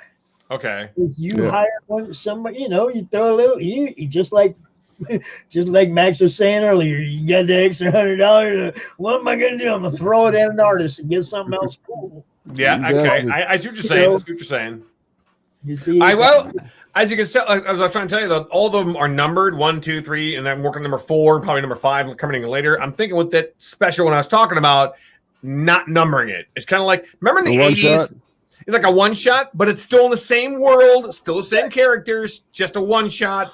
And they can still buy the numbers if they want to, and then buy that one as an extra one, or they could, or you could do it as a 3.5. Yeah. True. Died off in between 3 and 4. Poop, I do like 3.141. 3.141516. There you go. Because just whatever, right? It's like, it's not exactly part of the story. It happened off to the side here, in between this. Yeah. Well, the only thing is, Max, the script kind of dives into Brittany's character a little more. That's all we're going to say. But there's a fight in the beginning, which makes it, a superhero story, and funny and stuff. But toward the end, it kind of gets a little gets a little heavy. Gets a little heavy. It's tastefully done, but it's it dives into her character more. This is the great thing about indie comics, and I want everybody to consider this. As guys like Max and Frank are building their worlds, and they have to introduce us to the characters, and they have to give us some backstory and whatnot about the world they're selling. So every one of the first 2, 3, 5 books of all these guys' books, every one of the first 2, 3, 4, 5 is going to be setting the scene, setting the stage of this universe for the future. Yeah. Yep. Now, if you're mainstream, you get that once a month, bam, bam, bam, bam. You get your 5, 6 books, you get one a month, bang, bang, bang. You get your story. It's harder for these guys. They got to work harder. Yeah. There's going to be more time. Well, there's no way we could do a book a month. Right. Not right now. Books, but I did 2 comics this year. That's it. Just 2. So the fans have to hang in there for them for a few books and learn about this whole universe. Yeah. And then, if you bought in, then, 6 to whatever is awesome. Yeah. But if you don't hang with them and learn about that universe, I mean, I get it if you're totally turned off by the first book you read or whatever, But if you like what's going on there, it's still going to be 2, 3, 4, 5 books before you have a full view of what's going on in this story. Yeah, I mean, the way we're doing ours is in 3 book segments. We're going to do each story arc is in 3 books. So it's basically Act 1, Act 2, Act 3. Gotcha. And then we'll move on. We'll do the next books, next series of books, Act 1, Act 2, Act 3. And we're just going to keep doing it that way because I come from writing a lot of scripts for film. Oh, really? None of them have really been produced. Like screenplays, I'm assuming? Yeah, screenplays. But none of them have ever been produced. I mean, we've done some of my short films. We've done just locally created them and stuff like that, and they turned out pretty well. Nothing that I'd submit to a festival or anything, but it was fun to do. Submit it to Comic Talk with Pops anytime. We'll play it. I'm sure you would. I've written a lot of screenplays too, but I haven't written anything lately, though. That's all. But that's what I mean. Oh, screenplays, cool. And maybe that's one of the reasons why I see Mary kind of stuff as kind of like a movie. in my head. Oh, Joker That guy. fan. Hey guys. That's Mr. William Pace. Yep. William. I guess he's a fan of the Joker. Just taking a No, guess. maybe a little bit. Maybe a little bit. Yeah, he can come out if he wants to. I don't care. Yeah, I haven't seen him. I was on his show 2 or 3 weeks ago, I think. Weeks? Yeah, I think so. It was that long ago, was it? Yeah. Hey, but just out of curiosity, have you noticed that there's a lot more, I guess, say, comics targeted more for adults than stuff like mine? Um, On the indie side, I would say yes, but there also is a lot of stuff for younger audiences that is being created. and that's, the more I scour around, I'm thinking there's not a lot of stuff like mine around. It's all big boobs and stuff. Now, sorry, Pops. Anderson Rob. Do you know Anderson Rob? Frank? Not. I don't. Never heard of that one. No. Okay. He's one of the Indie Bolt guys. Mm-hmm. Okay. He has books for kids. Okay. And there's quite a few people. Okay. In the group that do have books that are for kids. You got Katrina Roach.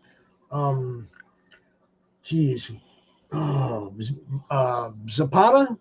Yeah, that was the one I was thinking of. Discovery book. It was about COVID. Oh, okay. Kids. There's a whole lot. I don't know if it's that they think that the group isn't for the younger people, but you see me bring my kids out and show their art. Oh yeah. Definitely want to encourage everybody. If you're writing a kid's book and it's for kids, show it to us. We got grandkids. Hey, kids books is where it's at. I mean, when I was trying to first start to be a writer when I got out of college, my literary agent that I had was like, "Look, write a children's book." I'm like, I don't want to write a children's book. Kids aren't going to buy books. This generation of kids aren't going to buy books if we don't get them interested in them. Yeah. Well, back in the 90s, I mean, children's books was a huge industry. It was huge, just crazy big. If all you had to do is basically put one out and get it in Target or Walmart or something, and you'd sell 200,000 copies of this book. Mm-hmm. Of course, everything's changed now. Yeah, it's all downloads on Amazon.com. Yeah. Or Twitter or Instagram or what's the other one that's kids like this video stuff? TikTok. TikTok. Thank you. That's it. Yeah. I just saw an ad for it earlier. TikTok, right? No, man, I haven't gotten on that one. Yeah, me neither. I'd have never met Brannon if I hadn't opened up that Twitter. But I'm telling you, man, it's like Facebook is enough for me. I go on Twitter when I'm sharing stuff to Twitter, and I try to get right the hell back off of Twitter. That's what I do. I mean, I occasionally I'll respond to some people's tweets, like if it's funny or if I'm telling a joke or something. But usually I try to just publish what I need to publish to promote what I need to promote, and then just get the hell out of there. Because now, are you on Instagram too, or just? Yeah, I'm on Instagram. Okay. I can't do the Insta and none of the others. I got Facebook and my group, and for some reason I broke down and did the Twitter. But I have to say, it has opened up more exposure, brought new people to the group that found out about me on Twitter. And found out about the group and CromCon on Twitter. So, I'm okay with the fact that it extended our exposure. But my God, I'm not going nowhere else. To me, I always thought of Twitter as just somewhere where everyone just argues and screams at each other. Oh, there's Will. Like I said, I use Facebook, Instagram, and Twitter. That's it. That's all I really need. Those are the ones that I use, but we actually pay a girl named Carol to take care of most of our social media stuff because she's much more savvy into all those things than I am. I'm an old Gen Xer. You know, I don't know how to use all these newfangled apps. They Okay, can I ask, just out of curiosity, Facebook. do you mind if I ask how old you are? I'm 51. I'm 42. Oh. You fucking youngsters. It's not often that I get called the youngster. Thank you. Yeah, I'm a youngster. Okay, yeah. I'm older than you, and he's calling me a youngster. Well, I guess it's us kids on the bottom row, because... Us kids on the bottom row. We're at the kids' table. Because Frank's got me by a few months, I think. But I'll take it. Vegetables. Cauliflower. Well, there you go. Okay. Fell right in that one, didn't I? You're right. His brother is older than Frank. I was already tapping by the time Max was born. Yeah, youngsters, all. William's like, I'm having dinner. I don't know about y'all.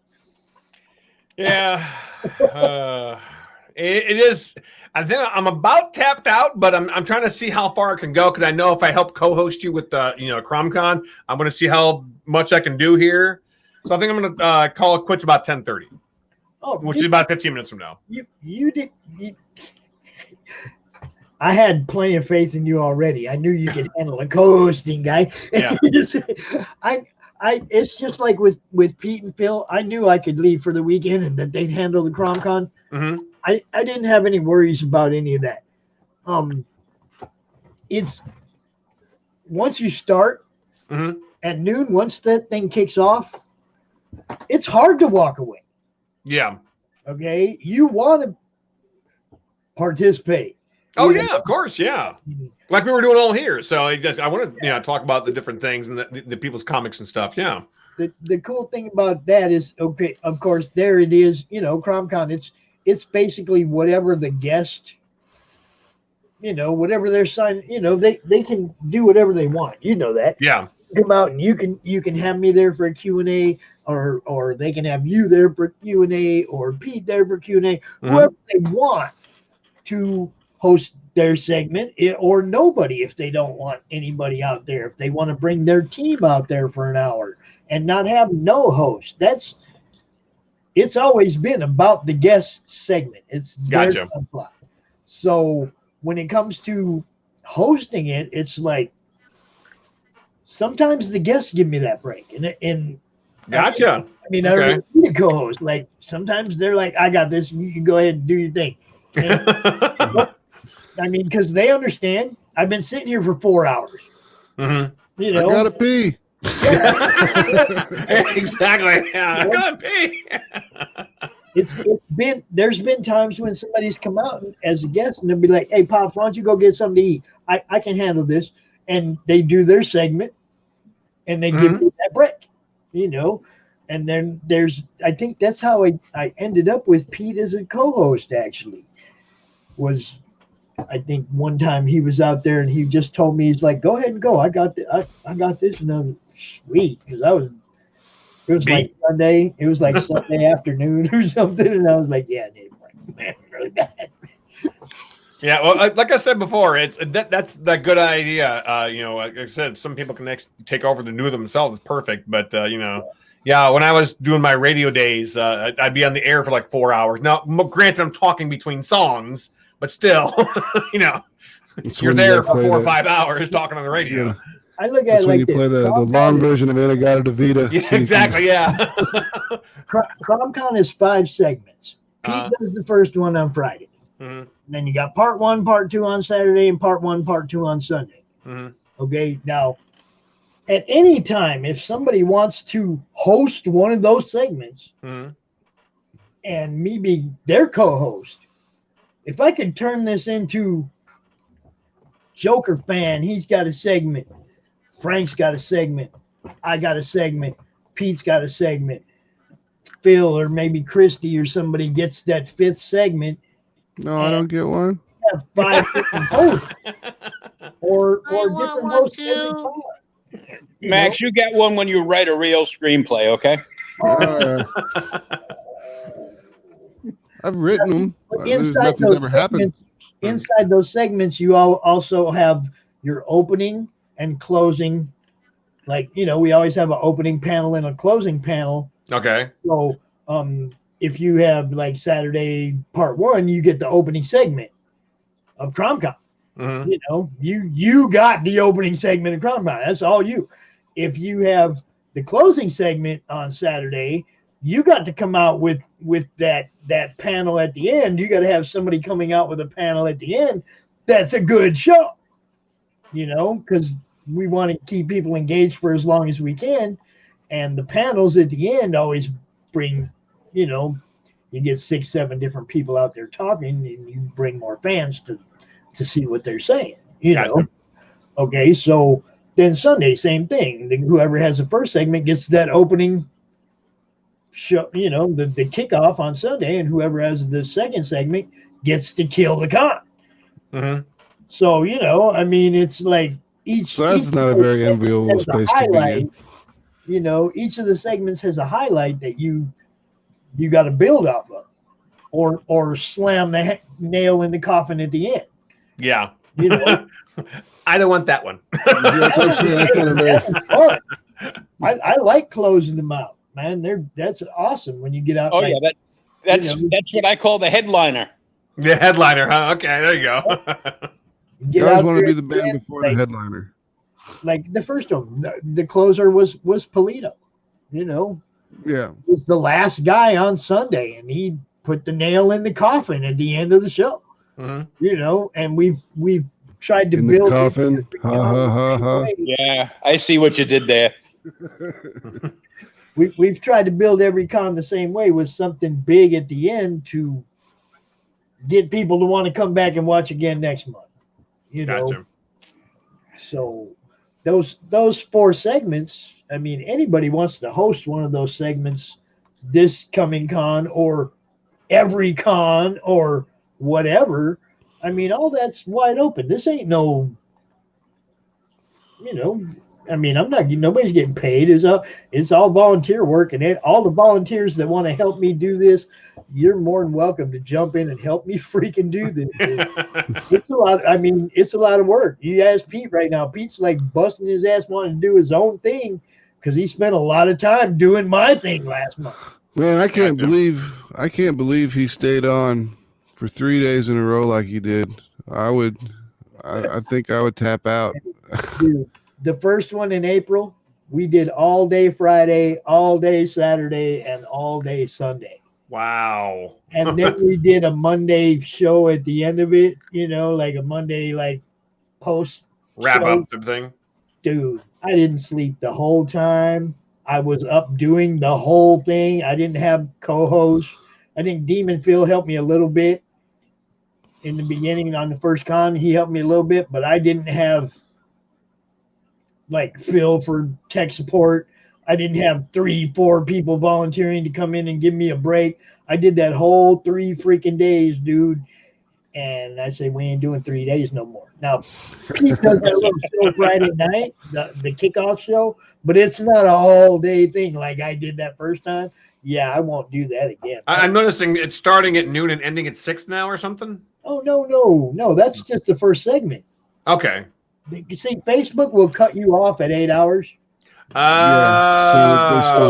I get it. Okay. We broke it into 2 segments so we don't get cut off in the middle of our stream. Gotcha. We stop at 6 or 7, whatever, and then reinitiate the stream, start again. Mm-hmm. That's why if you look on the YouTube channel, there's 5 parts. I've seen that. It's like, why isn't them 5 parts? Now I know why. Yeah. And you never cross the streams. Well, unless you're a Ghostbuster. All right, gentlemen, I'm gonna have to take off. All right, guys. Yeah. It's getting a little close, but this is perfect. I'm gonna head off too. So. All right. Well, thanks for having me on, Pops. It was nice to meet you, Frank. I think I've talked to you before, maybe I just watched you on CromCon last time. I don't remember. Yeah, I remember I was the one rambling on. You came out to me going, I gotta follow him. Yeah. He's like a ball of energy. It's like following Robin Williams. Exactly. You can't do it. All right. I'll see y'all later. Hey, you guys have a great night, man. I'll talk to you. All right. Bye, man. Will. Hey. Hey, let's talk about a couple things real quick. First, we're going to do the registration for CromCon this week. I don't know. I didn't really cover that while anybody else was out here. I'll probably start registering Wednesday for CromCon. So probably ain't nobody watching this or hearing me say this, but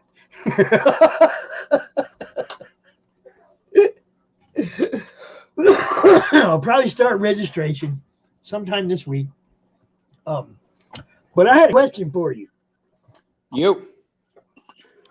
If someone goes out of their way to tear down what someone else is doing for the betterment of the community, are they the villain in the story? I'm pretty sure. That's all I wanted to know. It's crazy, man. You still got them. They're still chirping, dude. They're still chirping. I had to block Chump off my YouTube earlier because he'd come out commenting. You know, it's like dude went out of his way to try to destroy what somebody else was doing that could have been good for the community, and now he wants to make jokes about how he ha ha ha ha ha ha. It's like, oh, you're proud of the fact that you broke down what somebody else was trying to do that could have helped us? You're a real fucking hero, dude. You know, it's like, wow, the things people like think about themselves. How do you make yourself out to be the hero of that story? You know? well, here's something even funnier. Not comic book wise, but Jeffrey Tobin is a CNN analyst on Sunday nights, and he works for the New Yorker. He has been suspended from both. There was a Zoom meeting that took place over the weekend, and apparently old Jeffrey got excited and he dropped his drawers and started wanking. He didn't think anybody could see him because he muted Zoom.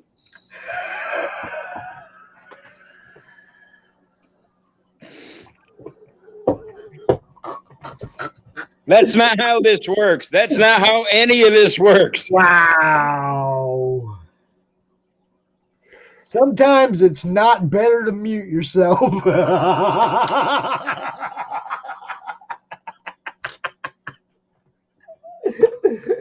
Yee. Let me tell you what. There's some crazy shit going on in the world. And I'm really glad that I'm living the life I'm living. You know, I'm doing my best not to let nobody affect me, what we're doing, what we're trying to do for people. You know, speaking of which, what's up with your boys over there, man? I think there's not near enough hair in that. There is not near enough hair in that Still token. They need more hair in them commercials, bro. I'm serious. They really need more hair in those commercials. You know. They are filming. I know, right? They're filming a movie now. I know, and every one of them commercials looks like two straight guys. I'm telling you, they need more hair in them commercials. I'm free, dude. I'm free. You know. You're on the wrong side of the country. I'm sure they'd have you. What do you mean the wrong side of the country? They're out here on the East Coast. Dude, I'm up here in Michigan. I'm not that far away. Oh, well, yeah, but you're not going to drive 16 hours to pop in for as a bit for an extra in the zombie weed movie, though. You think I wouldn't. But if I could secure the ride, they need more hair in their commercials, dude. They need more chong. I'm just saying, you know. I know. I love them guys, but one of them's got to grow their hair out or something. He's been married too long. He can't grow anything now. It's an image. It's an image thing, though. You know, it's like people look at me and there's no doubt, right? There's no doubt. Yeah, that guy's still talking. You know, there's no doubt. I look at those guys and I'm like, until I see it in the hand, not sure. You remember them undercover cops? Mm-hmm. Come around, all short haired, look, you know, and you just knew they was cops there. That's what marriage does to a stoner, dude. Well, because they're blended in, so nobody can tell. But see, before you're married, you don't care, right? After you get married, the old lady starts going, "Hey, man, you can't be doing that. The kids and shit." You know? All right, I'll cut it off. I will. That's why I never got married, dude. No. One of my favorite lines has always been, "Married men live longer, but they're also more willing to die." I don't even know if they live longer. I will say that the possibility they have a better chance of living longer. Yeah, because they're married to a killjoy. They won't let them do stupid shit no more. Yeah, but it doesn't necessarily mean they will, because you know when I've heard that, you know, once you've given up your rights.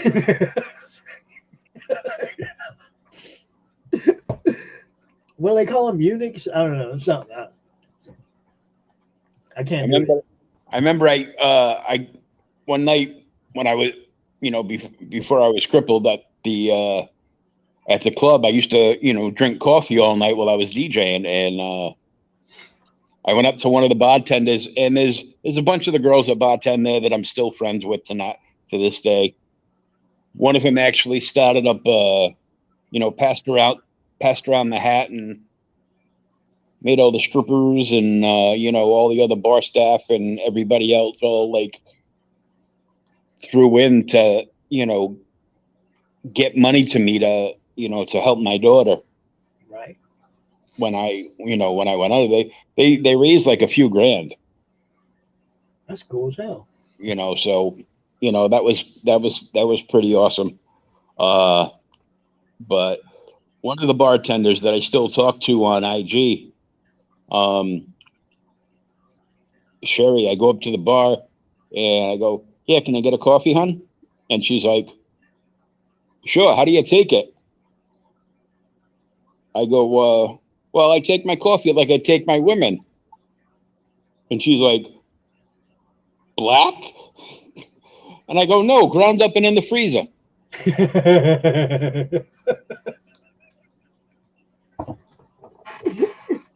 Okay, Jeffrey. No.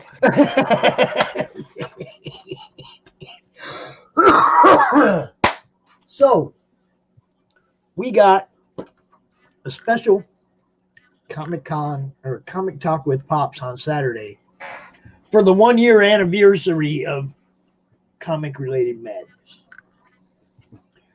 And oh, nice. It's probably just going to be a free-for-all. So if you ain't doing nothing Saturday, let me know. I'll send you the link, you know. But we got a few people coming out for sure. Mike Barron again.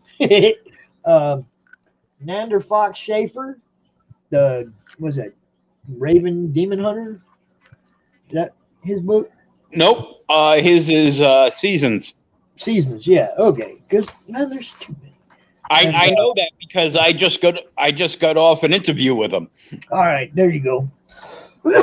And then we got Warren and Max, Sig and Joe. They're gonna come out, and it'll probably be the usual suspects, Christy and P. Who knows? But I just want it to be like an all day fun, just a fun thing, not like a con, but just like kind of like a party. Like, we've been doing this for a year. Woohoo!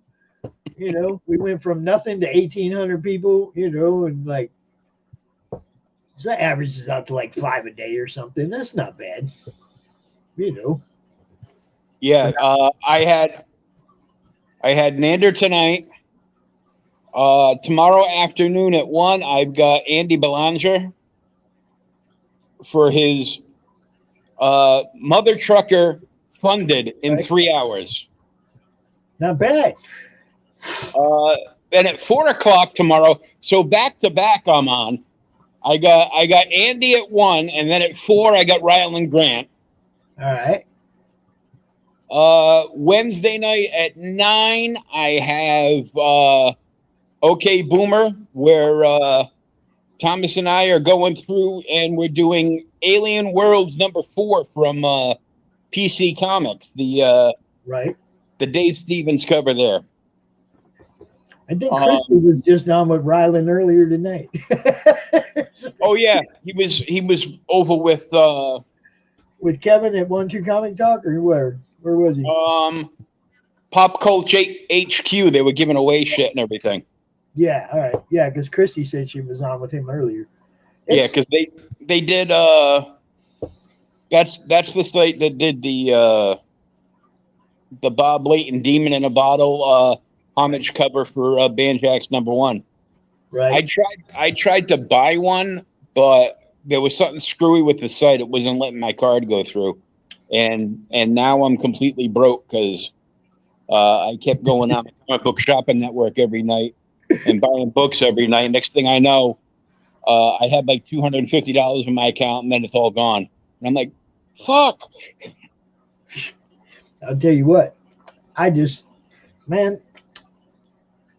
do I got coming still? I still got Mojo coming, still got Tales from Nocturnia coming, Florida Man.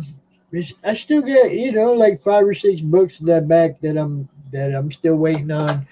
And then this last month, there was 2 or 3 that I wanted to get behind and couldn't because of the wedding. But most of them are going in demand or, switching over to the other, so I'll still get a shot at it. But you know what I'm saying? It's like, I can't back everybody. I want to back. I damn near want to back everybody. I mean, if I'm promoting you in the madness, I probably want to read your book. But not just like read it. I probably want it in my collection, in this drawer over here, or in that drawer over there. Or if it's like special and signed on the wall back there, Yeah, the only way to back, everybody you talk to is if they're offering like a good deal on PDFs.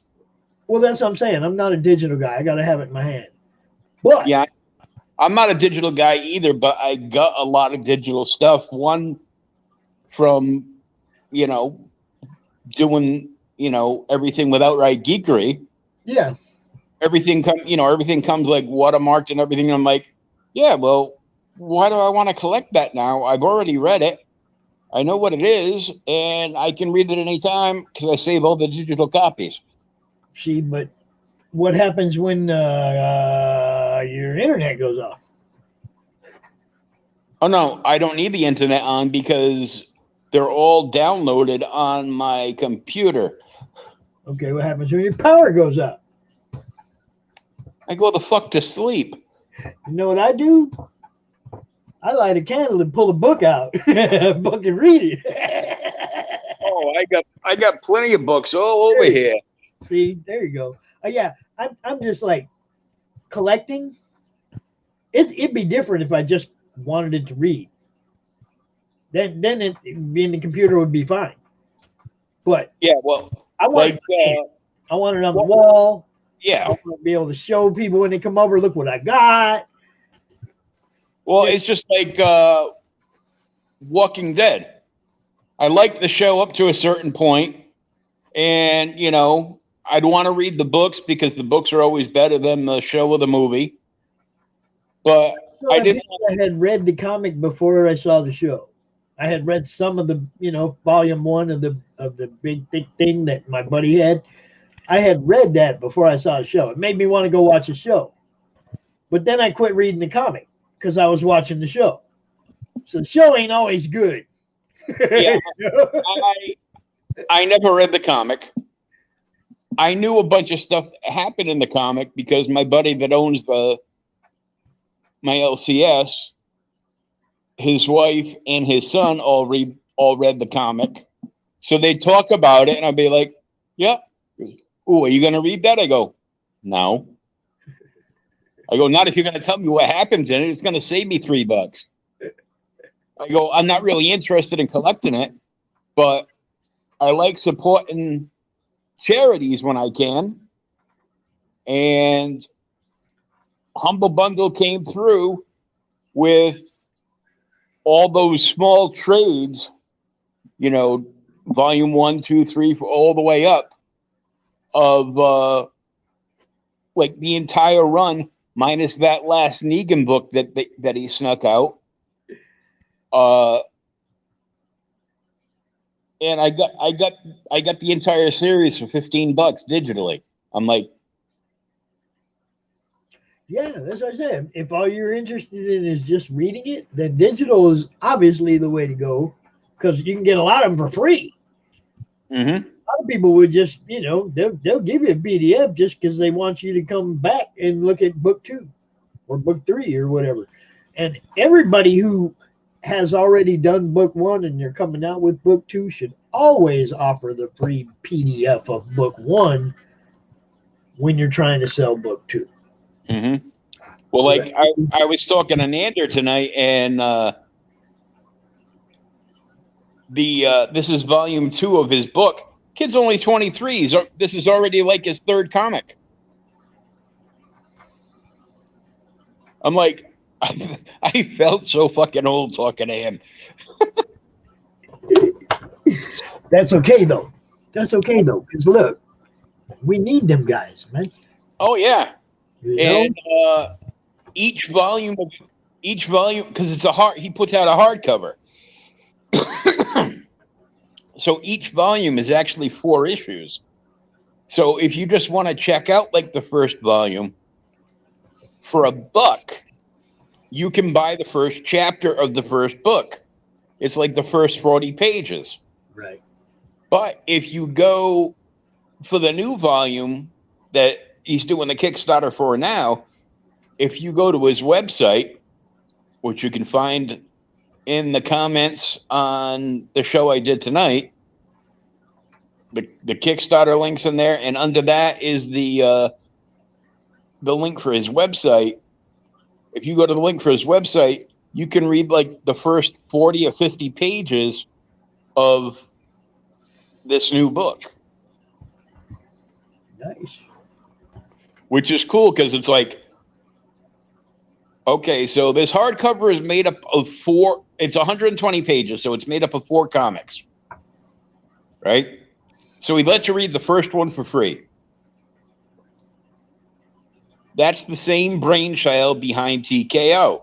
Here, come to the website, sign up on our email, pick a book you wanted to check out, and we'll send you the first issue PDF of that book to read for free. Mm-hmm. And if you like it, you have 3 ways to order it. You can order it digitally for the lowest price. You can order it as the trade for the mid price, or you can for the high end price, which isn't that high, to speak, for what you get, is you can get the collector's box with the collector's edition art and everything on it, and the 6 issues inside, all oversized, that make up that book. So the box sets are 30, the trades are 20, and digitally is $14.95. Okay, so let me ask you a question as a fan. Would you prefer that when somebody's doing a crowdfunder that they offered rewards, like real nice rewards, like a piece of original art from the book or something like that, for, like, say we get to 100 backers, we're going to randomly insert this in somebody's package, as opposed to the bookmarks, the stickers, all the stuff that the creators are worried about spending all this money on and putting together this backer kit, when in reality, the coolest thing I've ever gotten in a backer kit was a randomly placed bonus kit. Yeah. They should do I'm like, save the money on all the bookmarks and all the crap. Have somebody. I don't want all that shit. I don't want all that shit that Polito sends out. I don't want. It's not just Polito, it's everybody now. That's what I'm saying. It's like, can we get somebody who just sends out a book but entices people to back him by putting real stuff in, like a piece of original art in somebody's package, or something random that's actually worth something or going to be worth something, as opposed to all the crap that we put in a box that never gets touched. The prints, the bookmarks, the guitar picks, the condoms, all of it. Okay, it's like, save your money, get an artist to do something special, and randomly insert it in somebody's package. Yeah, Polito does that too. Well, that's what I'm saying. The coolest thing that I've ever gotten was randomly inserted. It wasn't something I bought, and it wasn't one of the regular stretch goals. It was the black metal John Boy Myers cover. You know, I mean, there was only 13 of them. The only 10 of them go into circulation. I have number 13. Lucky 13. Yeah, you can't freaking beat that, dude. I don't want number 1, number 2, number 13 of 13 of a Brian Polito book. Oh, hell yeah. I want number 13. Okay, so it was the best possible thing. Forget all that other stuff. I don't care about the bookmarks. I mean, it's all pretty. I like the guitar picks. I ain't gonna lie. Lady Death guitar picks kind of cool. Okay, I ain't gonna lie. That's cool. There's Lady Death guitar picks. I got 4 or 5, 6 of them over there. I like the challenge coins. Okay. I like the challenge. Okay, I wouldn't give my coin back. The heavy metal coin. Yeah, I like the coin. That's fun. Cool. And I got one from Naughty Strippers too in Wendy Shaner's in her Kickstarter last couple months ago, that I just got last couple weeks ago, with Haley's butt. Did you see Haley's butt? Haley Anderson, the lead the lead of Florida Homage cover. Yeah, it's over there on the wall. I put it on the wall. I've got Brian's 25th anniversary metal coin. Right. And because the little plastic like sleeve he put it in has room for like another one on the other side. One of the other ones I got a wooden nickel from him. I got those too. So I got the big 25th anniversary silver dollar thing, and then on the other side he gave me a wooden nickel, but the art on the wooden nickel is Steph Wilson. It's Steph, or is it Mendoza? I don't think it's Steph. I think it's Mendoza. It looks like Steph. Yeah, I think it's Mendoza. I don't care. I don't think Steph has done anything for Brian, because Steph was bugging me about getting him in Brian's cool club.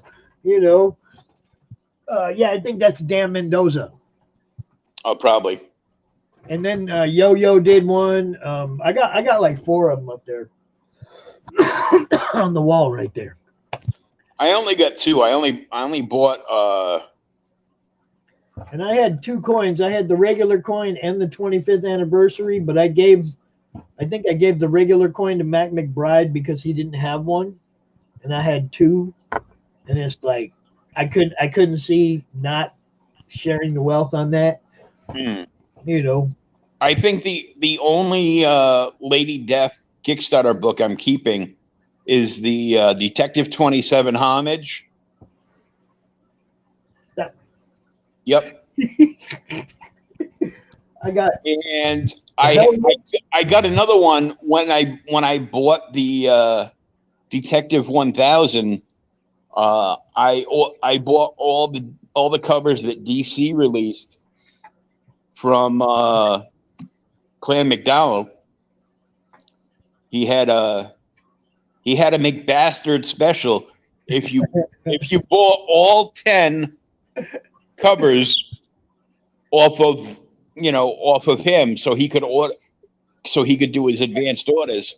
So you get like one for each decade. You get the Jim Lee wraparound. You get the blank cover, and he had it. Anybody that got the McBastard special got a bonus book, and the bonus book was Marat Michaels' Do You Poo, but a Detective 27 homage cover. Yep. See, I got the Hell Witch 181, the Hulk 181 Hell Witch on the end. The Superman Action Comics #1, and then the X-Men, and then the Infinity Gauntlet, and then the Walking Dead, and then the Detective Comics, and then the Captain America homage.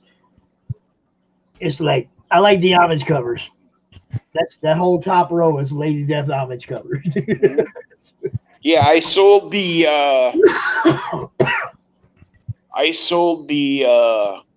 Captain Marvel one.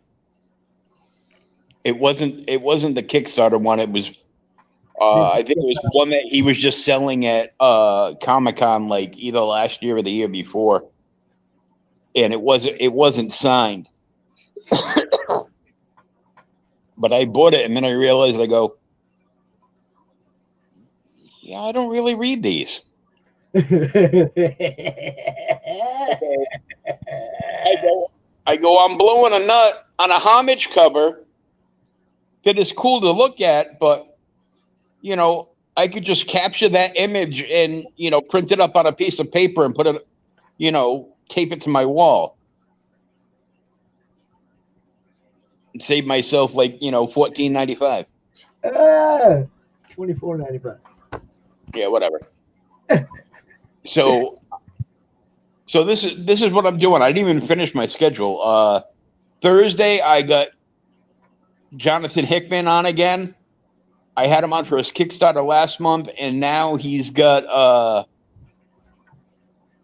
The Descendant with Scout Comics that's coming out.